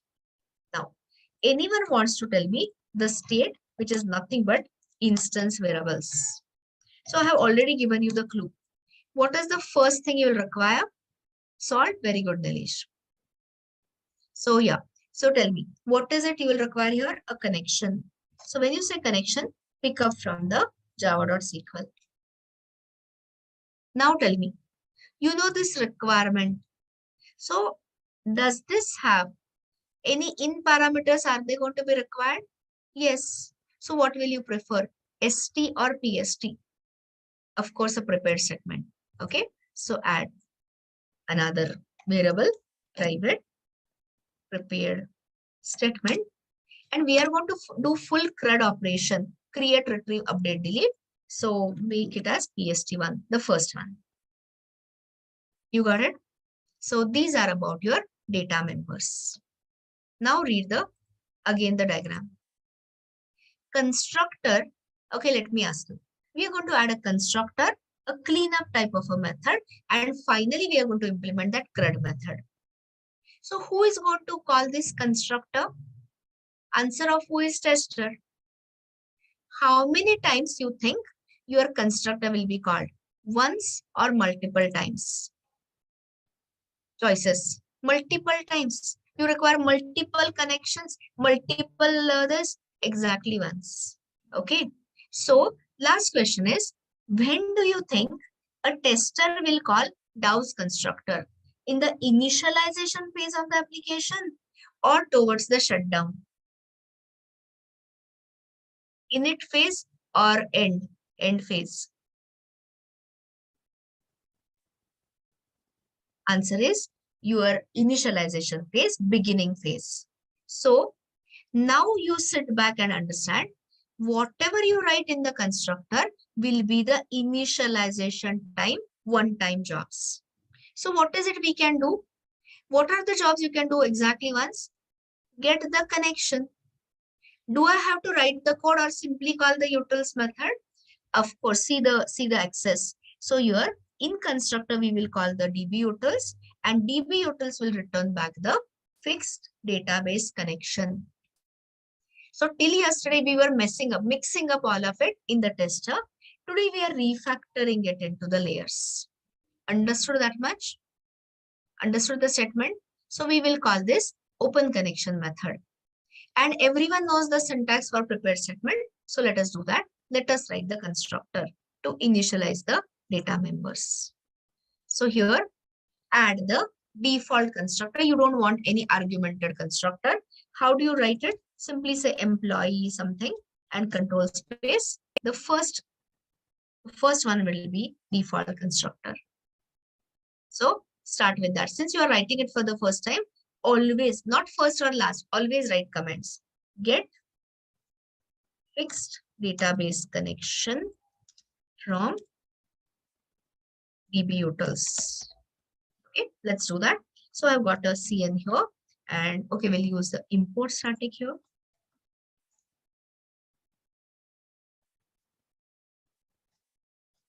Okay, and I can use here open connection.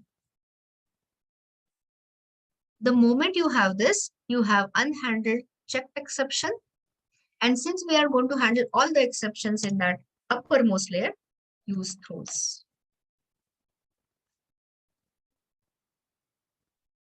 And next is, I'm going to write the left-hand side, and you are going to finish the RHS. Write it on your own. You know this much practice I've taken yesterday. So only thing is we were mixing up all in the tester. We are just doing the separation here.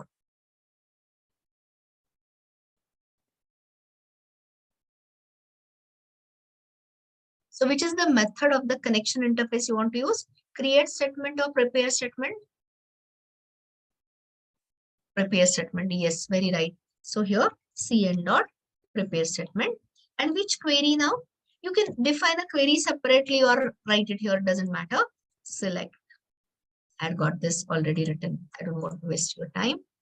So I just hope I have done it correctly. If there is any spelling mistake, tell me. Everyone can manage a simple select query, I'm sure. So let me see the column names. Oh, it is EMPID. First mistake. It's not ID, it is.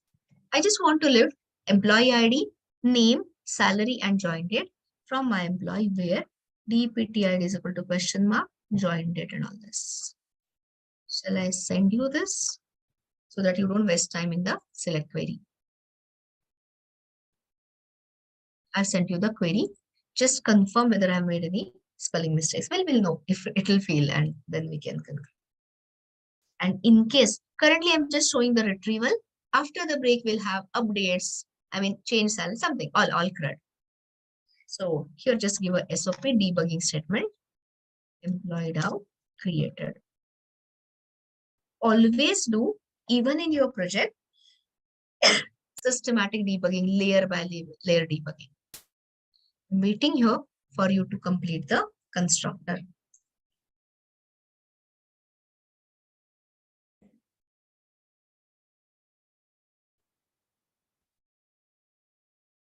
Get the connection, create the statement, and keep it all ready in a pre-parsed, pre-compiled manner. So understanding is more than important for me.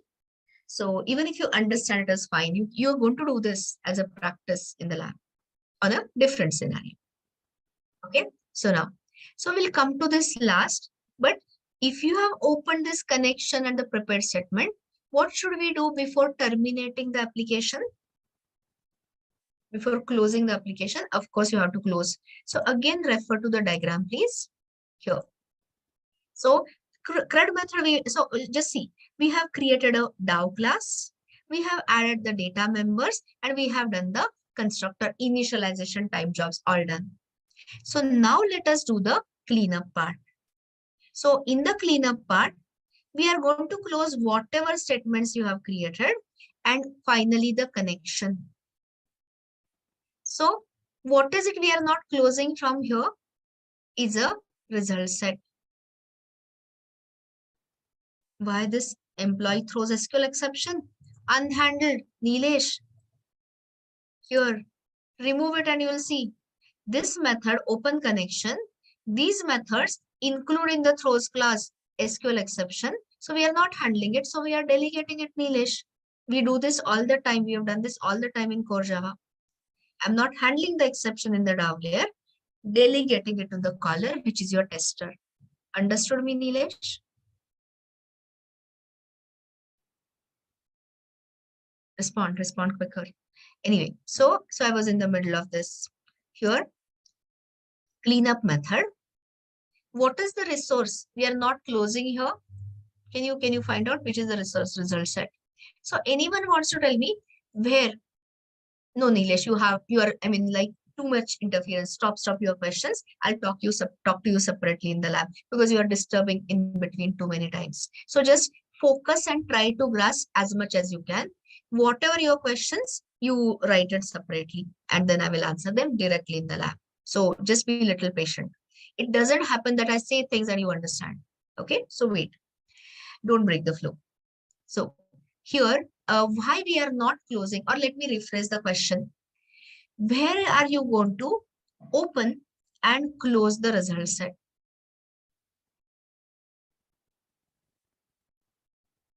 In the CRUD methods, absolutely. Guys, you have got the prepared statement ready.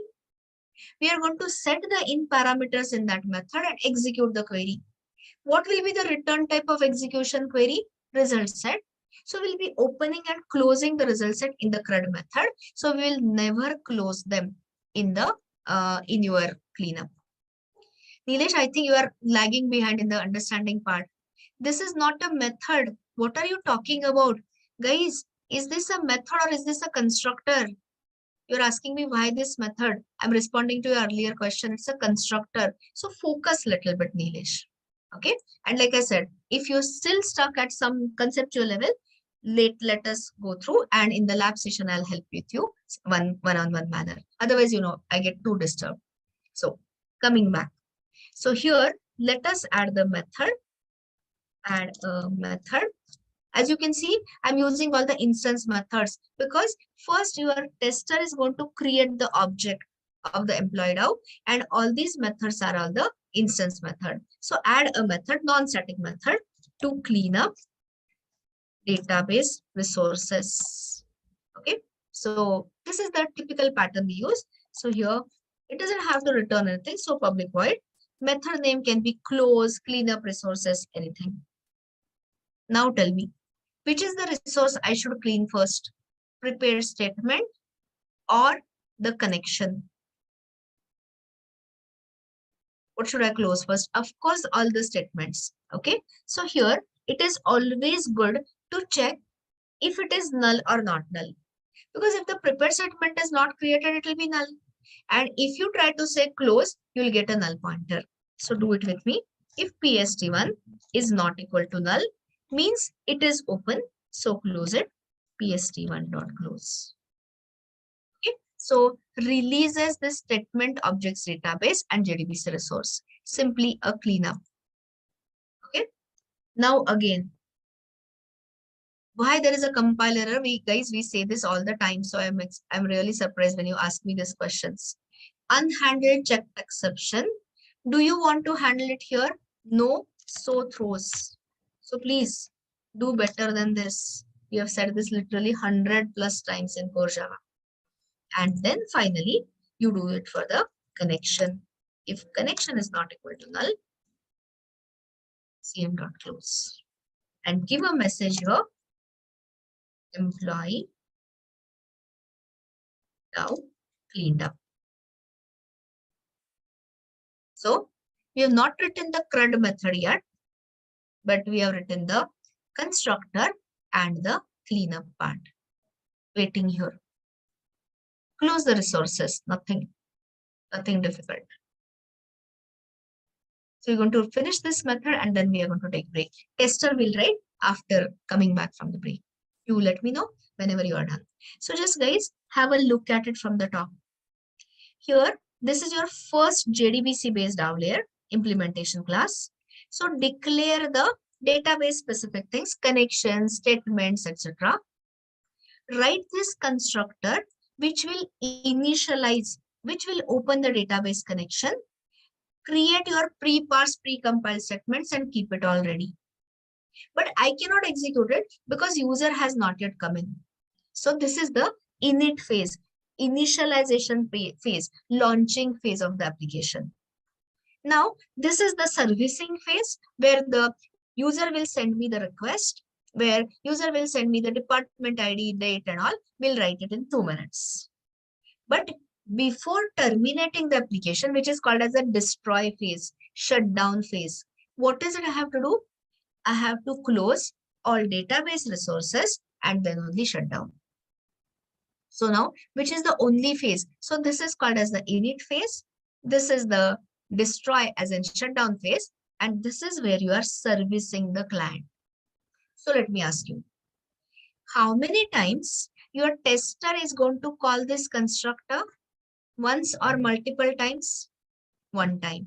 In the init phase, in the service phase, or in the destroy phase, ISD init phase. How many times your tester is going to call the cleanup? Once. Init, service, or destroy? Destroy phase. Last question. How many times tester is going to call this method? Can it call it only once or can it call it multiple times? It can be called multiple times. Okay, we are going to add a quick tester, switch case and all that. Okay, so it can be called multiple times. In which phase? Init, service, or destroy? Of course, servicing phase. Anytime any user wants to find out the employees from a particular department joined between particular dates, he is free to call the method. Tester is free to call. That way the understanding is. Okay, so now what are the, I'm just taking it 2 minutes.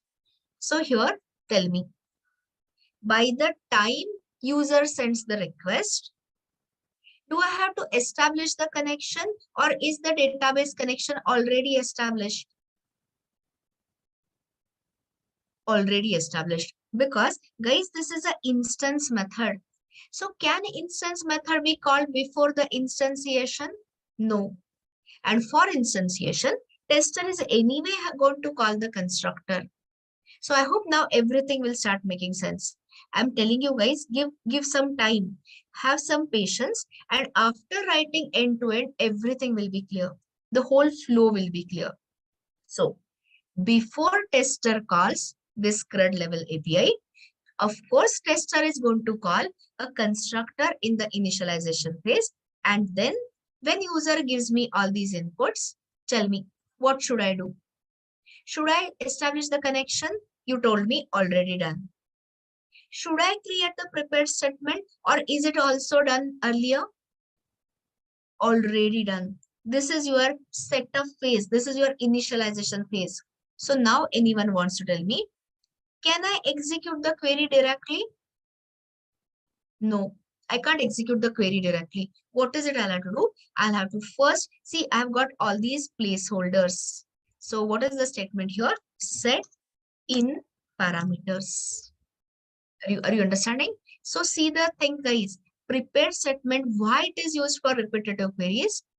Once the user sends the request, I don't have to waste my time from preparing the statement and creating and parsing and processing.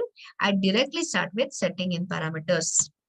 Now, there's no scanner, there is nothing. So UI part is already done, or I mean, will be already done in the tester. You focus on this. So pst1 dot set string. Why string I'm using? My department ID is varchar. Corresponding JDBC type is a string. Anyone wants to tell me what should be the value of the parameter? 0 or 1? Of course, 1. Everything in JDBC starts with 1. And now I hope you are understanding. I don't have to waste my time. Scanner.next or next line. I have already got it here. Okay, now finish it faster. There is a method set date. Parameter position 2. First, I'm giving the begin date. See, guys, I'm referring to these question mark positions. Doesn't have any bearing to the columns. These are the in parameter positions called as index, parameter index. 1, this is 2, and this is 3. So finish it fast. Begin date. And similarly, you have the third parameter, pst1 dot set date. What is the parameter position now? 3 and the end date. If you forget this and directly execute the query, what will happen? If you don't inject the in parameters and directly execute the query, what will happen? Exception. You will get a SQL exception and it will tell you this particular in parameter is not set. So now tell me, your connection was long ago established, your pre-parsed, pre-compiled statements are done, your in parameters are injected. Are we ready to execute the query now? Yes. So tell me, which execution method should we use? Execute query or execute update? Execute query. What does it return? Result set. Is it auto-closable? Yes. Can I open it in private resources? Yes, again. Okay. All answers clear. So now here open. That is why, guys, in the cleanup method, we never close the result set. Like somebody told me, Anshumala, I guess. So this thing, we are opening and closing the result set in most of the cases at the method level. So this is your private resources. This is your method local variable, result set, RST.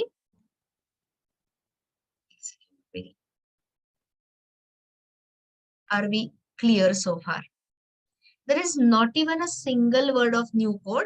Only thing is yesterday you were writing it in a mixed up manner. Today I'm showing you the layering or layered architecture. Reached here so far? Understanding wise, I'm not saying typing wise. I'm saying understanding wise. Clear? Great. Now tell me, here when I open this result set, where is the result set cursor? On the first row or before? Before. Which is the method to advance it to the next row? Next. Should I use while rst.next or if rst.next? Of course, while. Because this is not a unique criteria. I may be having multiple such employees. So naturally, of course, you are right. While rst.next. Okay. Now, if you recall our yesterday's code, here itself we were saying SOP, system.out.printf and all, and displaying. Are we going to display these results here, or are we going to collect it in a list and send it to the caller? Display or collect? Collect, right? So here I'm not showing you the streams programming, too much for a beginner. So now here you create the empty array list and populate it in the loop. So that's why we spend so much time on array list and a hash map mainly. So I can say, see this list of employees. This part is all core Java, nothing new for you. So somebody was asking me, I guess Shubham, why you have said list? So here I get the flexibility. Tomorrow I want to change it to linked list. I can change it without affecting the tester. That was the part. That was the point. Oh, when I change the workspace, I have to do something for removing this diamond operator. I'll do it later. And now, which is the method? Okay, so what we have got here, guys, empty array list. Which is the method to populate array list? Great, this one. Add all will not work. Add all requires a collection. Where I have a collection, I've got a data in result set, which is the method add, right? So here, emps, oh, sorry. emps dot add. And you know, thanks to generics, all it will allow you to add the employee object. So when you say new employee, all you have got is a default constructor. So tell me, do you need a parameterized constructor now? Will parameterized constructor help you?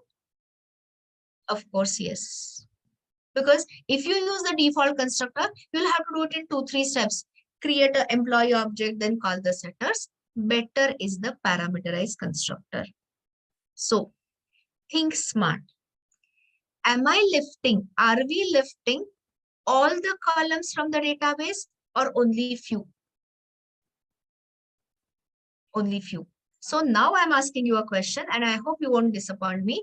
So open the Pojo class and you know all these tricks. Source, generate constructor from the fields. Are you selecting all or only few? Will you require to fetch the data? Only few. Everyone understands me? So I guess it was employee ID, name, address. I forgot.